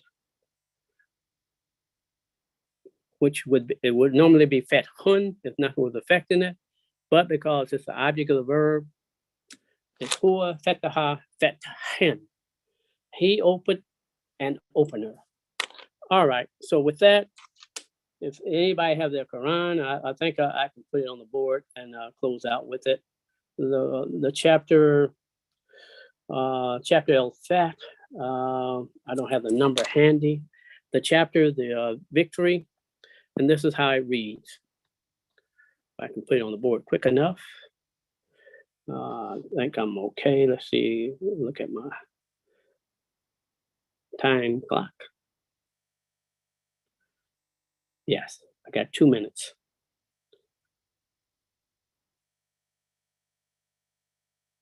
So if you haven't opened up the Quran, it starts out with inna.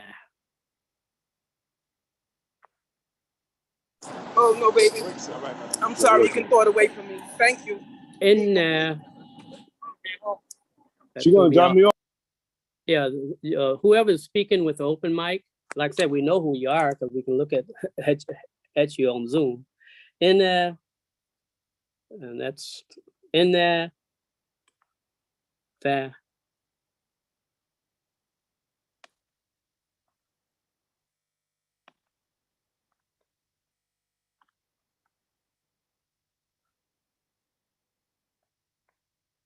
Fatahna.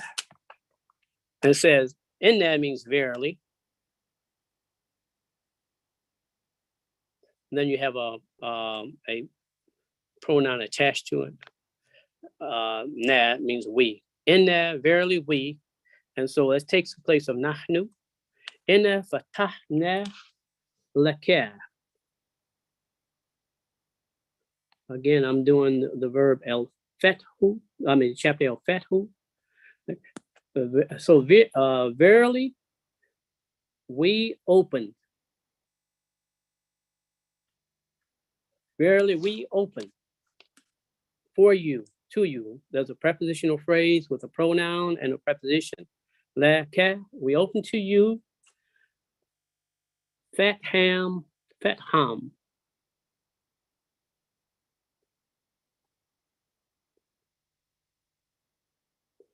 Fatham. Hopefully I got that right. Fatham. Then you have a adjective that follows it. Move. Be. Got too much. Got to do it again.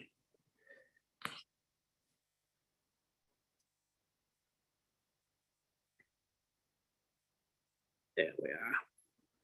Move. Then. Fatham moving there. We open to you a clear victory. This is a Allah teaches us how to conjugate the verb. If I see fatahna, then I know it's on the order of ana fatahtu, anta fatahta, I mean anta fatahta, anti fatahti, Huwa fataha hiya fatahat nahnu fatahna. Verily, we open to you. Then fatham is the noun. It's indefinite. It would be fathun, but because it's affected by fatahna, it becomes fath. The object of the sentence fatham, then mubina is the adjective, which is a mirror image of the noun that is modifying. Verily, we open to you a clear opening. That'd be consistent. Or verily, we make it's not quite correct. Make victorious to you a clear victory. So that concludes it. And I went a little fast, but hopefully somebody picked it up. So stop share. So take a look at the chapter of that and see how Allah teaches you the grammar of how the past tense form of fataha and the noun fathun. That's it. I'm done. Thank you. Assalamu alaikum.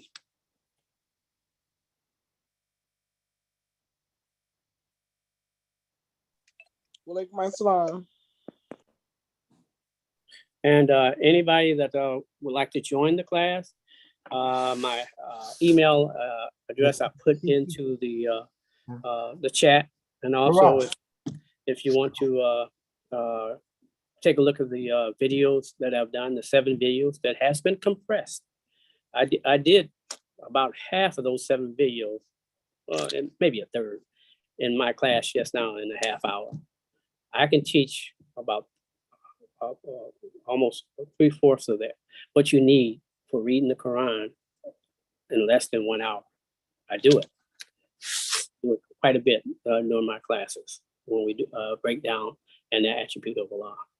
And so, Brother Adil, whenever you're ready to go into the next portion. Okay, yes, sir. Thank you, Imam Elam, for the Quranic Arabic discussion. At this time, we'll transition to the next presentation, which is the business and technology presented by Brother Abdul Rashid Akbar. Assalamu alaikum. With Allah's name, the merciful benefactor, the merciful redeemer, I bear witness openly that there's no God but the one God, Allah. And I bear witness openly that Muhammad is his messenger and the seal of the prophets. I give all the believers the greetings of peace on the here on our first Sunday program. The greetings of Assalamu alaikum. Walaikum assalam. I thank the president of the Mosques, Wathidin Muhammad II, for allowing me to be able to continue to present here on the first Sunday program.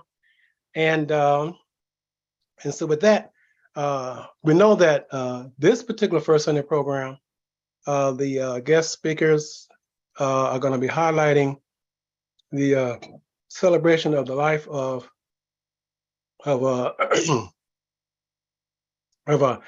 a Muslim sister, the grandmother of Imam Wathidin Muhammad II. That's Sister.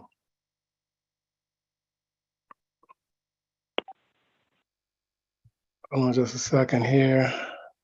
Sister Clara. Thank you for that help. We had these senior moments. I don't know why I had one. We have these senior moments. So I have mine. Yeah, Sister Clara Muhammad. And I was asked that if I could in my business and technology presentation, if I could highlight some young people, if all possible, who are involved in business and technology. And I was able, with the help of my lovely wife, Venus, I was able to find several videos, and there's 3 of them that I want to share with the with the community today. So let me go to my first. Let me go to share my screen. Okay, let me share my screen here, and of course I'm gonna share my sound first. And since the videos will all be from YouTube, there are 2 I don't believe that's going to involve ads, but the ad may pop up in the middle of one.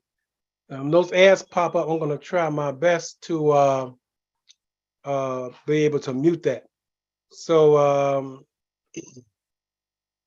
let me share sound, and so let me go to my over here. Okay, there's so so there are 3 videos here. The first one is going to be this young lady, 16-year-old young lady, who's going to be presenting, and then after that there are 2 other ones, and I'm going to speak and give some what I would encourage the takeaways from each one of the videos. So let's begin with this young lady. And my hope is that many of you all know what Shark Tank is. I've heard of Shark Tank before. So let's begin with this young lady. And here we go. You're amazing. Thank you. How are you 16? This is incredible. Were you at 8 years old going, I want to make products? So it kind of came from me watching this show. And when I was 8 years old, me and my mom, we had just came from being homeless, and we moved into this 1-bedroom apartment. And I started watching Shark Tank, and that's when I started seeing entrepreneurship as an option. And as I got older and was finding out more about myself, I decided that entrepreneurship should be the route for me, and I started my business. That's awesome. And through our company, we actually give back a lot. I knew that me selling sauce would be an inspiration to the youth, and that's why I speak almost 4 times to 3 times a month, speaking to the youth and telling them that entrepreneurship is an option. Amazing. Wow. I mean, Monique, you must be beaming Good with for you. pride. Good for you. for I your am beyond daughter. proud. She inspires me every day. Of course. And I'm just always in awe with her. So yes. When you went homeless for a period of time, how did that happen? So we were actually living in a very nice brownstone, and the woman who was renting it to us, her son was coming home. She wanted the house for him. And so we had to leave. And at that time, my mom, she didn't have a job.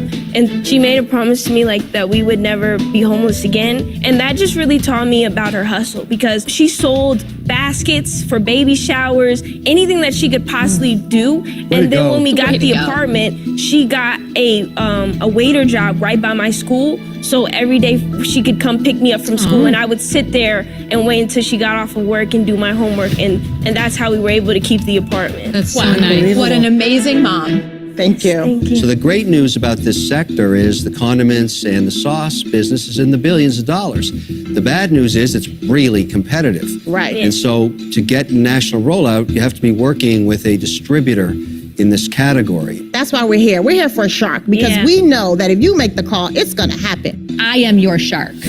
I am the shark for you. And I'm going to tell you why. 1, I'm a Texas girl. 2, my first employee was my mom. And my mom and I sat and ticketed and card jewelry on my dining room table, and we put every dollar we made back into that business. I'm sitting in front of you, somebody who built a $1 billion brand out of their, literally an extra bedroom of their house, okay? And I think you have an amazing, amazing product. But I'm a little concerned where we are with the valuation. $100,000 for 10%. I don't think you guys are quite there yet, right? But you need me. So I'm gonna give you your $100,000, but I want 20% of the company. Greedy. Just say yes. And I can help you with the distributors. I can help you with the shelf space. I can help you with all those things because it is in my wheelhouse. Hey guys. And the most important thing is I know I can help you build this brand. Hey guys, I'm out. Barbara, you in? I'm out too. Laurie? I'm out. Kevin? I want to talk about valuation. Oh my gosh. She just offered you a $500,000 valuation. I wouldn't offer you that. I'm not sure yet what you're worth because you don't have enough sell-through data and you don't have much distribution yet. But let me make it easy for you. I'm out. I would love to counter you.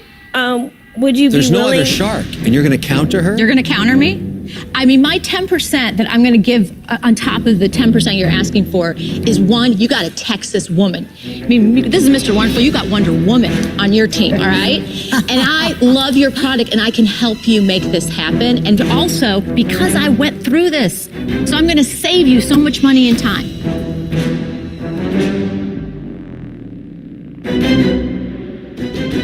You have a deal.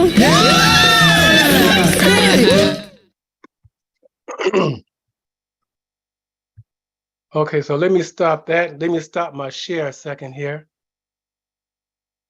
All right, so I hope you looked at that video, 16-year-old young lady, and there's a couple of takeaways from that. Number one, but the biggest takeaway is you need help. Whenever you're thinking about a product or a service or whatever that you want to launch or whatever, you can only go so far by yourself, even with a partner, and so you need help. And the beauty of that is that there's no telling where that help may come from. So the next video I'm going to show you is another video of a young brother who is a young entrepreneur. And there are two things I want you to look at in terms of this video. He's gotten help, and he got help from an area or from a sponsor that he didn't know that help was going to come. So you never know who's looking at you, and so I encourage those of you who, even the adults who are in business, but even if there are children who are interested in business, is to go for it. Put your faith and trust in your creator and go for it. And you never know from what corners help is going to come. So let me go back to share my screen. Okay, the sound is still there. And now let's go to the next video. Give me a second.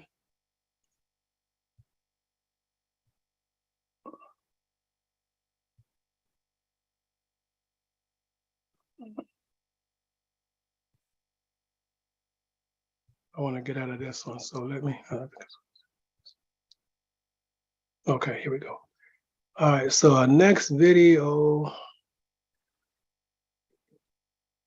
is.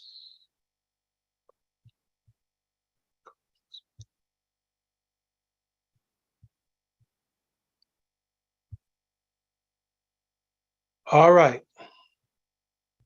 This one is named, as you can see, 10-year-old CEO makes bank, world's youngest entrepreneur, when this was made. All right, so let's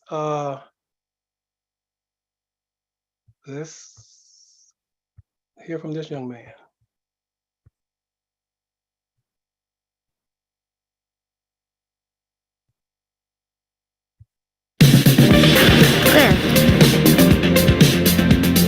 Micah's Mix is a lemonade organization that sells lemonades in different areas of Philly. I was only 8 when we started it. I watched a lot of cartoons as a kid. There was this one lemonade episode, so I kind of followed the steps and tracks to it, and then I learned how to make it. There you go. You're welcome. Here's the straw. Thank you so much. You're welcome. It's amazing because not many people at his age would think about something like this. So it's nice to see. Strawberry up. This is business right here. I'm Micah Harrigan. I'm 10 years old. I'm the CEO of Micah's Mix, and this is my hustle.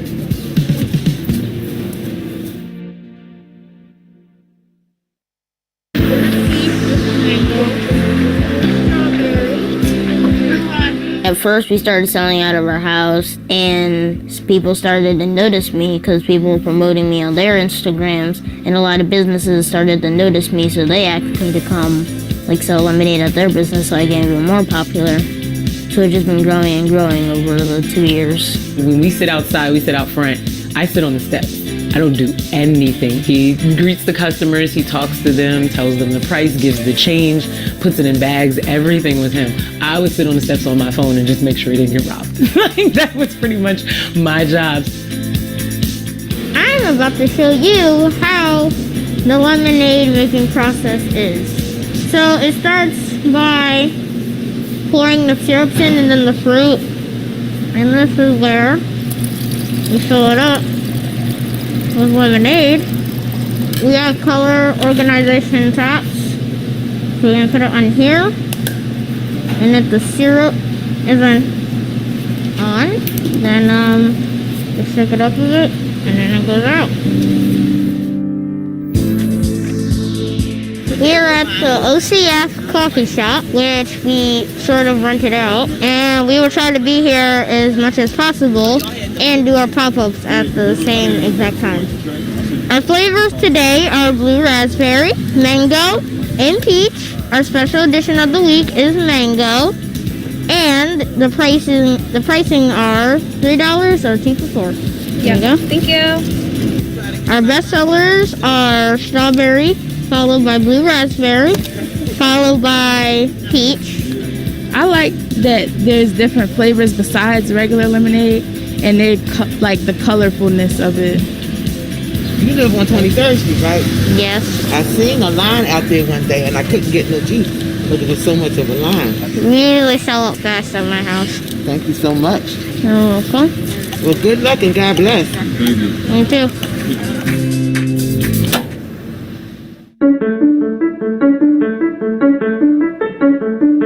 Splenda noticed us when we were kind of like promoting their product, because on the news I talked about how we made the sugar-free lemonades with Splenda, and Splenda really, really loved it that we were using it. My grandmother had diabetes, so I always talked to him about how she had to like prick her finger to take her blood sugar every day. And I just explained like different diseases to him. So he was like, oh, so they had to have sugar-free. And so he's like, well, we should make a sugar-free option. And I'm like, all right, well, let's get Splenda and let's make a sugar-free option. So we made it, and we made a little commercial. We tagged Splenda in it. Hey guys, coming down the Micah's Race to try the new sugar-free lemonade. Made with Splenda! Next thing, Splenda reposted him on their Instagram, and I was like, what? And then the next day they followed him, and I was like, what? Micah, why in the world would you want to make a lemonade with no sugar? Kids love sugar. Well, a lot of people in my family had diabetes and they couldn't eat or drink many sugary things. So I decided to make sugar-free lemonade so everyone can enjoy. And then next thing you know, they're emailing and they're like, can we do something? And they sent 9 boxes of Splenda. And then they emailed again and said, hey, we want to do something even more special. When the Splenda brand heard about what Micah was doing, they were really impressed. I mean, it's just not every day that you have a 10-year-old businessman, 10-year-old entrepreneur with the energy and the drive and the focus that Micah has. And when he announced that he was going to be offering a line extension of lemonades that were sugar-free, that would be good for the community as well as members of his family that are people with diabetes, we couldn't have been more excited to support him both personally and professionally. So personally, he's saving his profits for his college fund. I mean, he's 10 and he is forward thinking, and we are presenting him with a $1,000 check to go into that college fund. So that's very, very gratifying. And then professionally, just like OCF is helping him build his business, we want to help him build his business with a year's worth of Splenda, and then also a bike cart so that he can get to more of his consumers in Philadelphia. So I can't wait to see what Micah does into the future. One of the best days of my life just happened. That's it. And I had 4 cameras on me at the same time. I felt really good. People were telling me that they're really proud of me. I just got handed a check for $1,000. A lot of really good things just happened today. I'm tired, but hey, business doesn't work itself.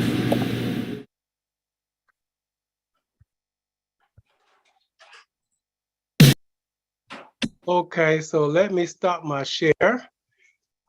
And the takeaways from here, excellent takeaways of this young man. And that's this young brother started with, as he said, started out of his home, his mom supporting him. And then he created a little pop-up shop right in front of that coffee shop. And they're in Philadelphia. And then from that, the people came by and saw him, and they wanted to highlight him on. He has an Instagram, and they wanted to highlight him on their Instagram accounts. And this is the tech part of this business, using Instagram. And of course, eventually the company, he went into with a creating a sugar-free part of his beverage program. Now, it just so happened that they use Splenda. Now, this is a 2-year-old video, so it's 2 years ago. But this is what they decided to use. And of course, the company that puts out Splenda saw it, and of course, and wanted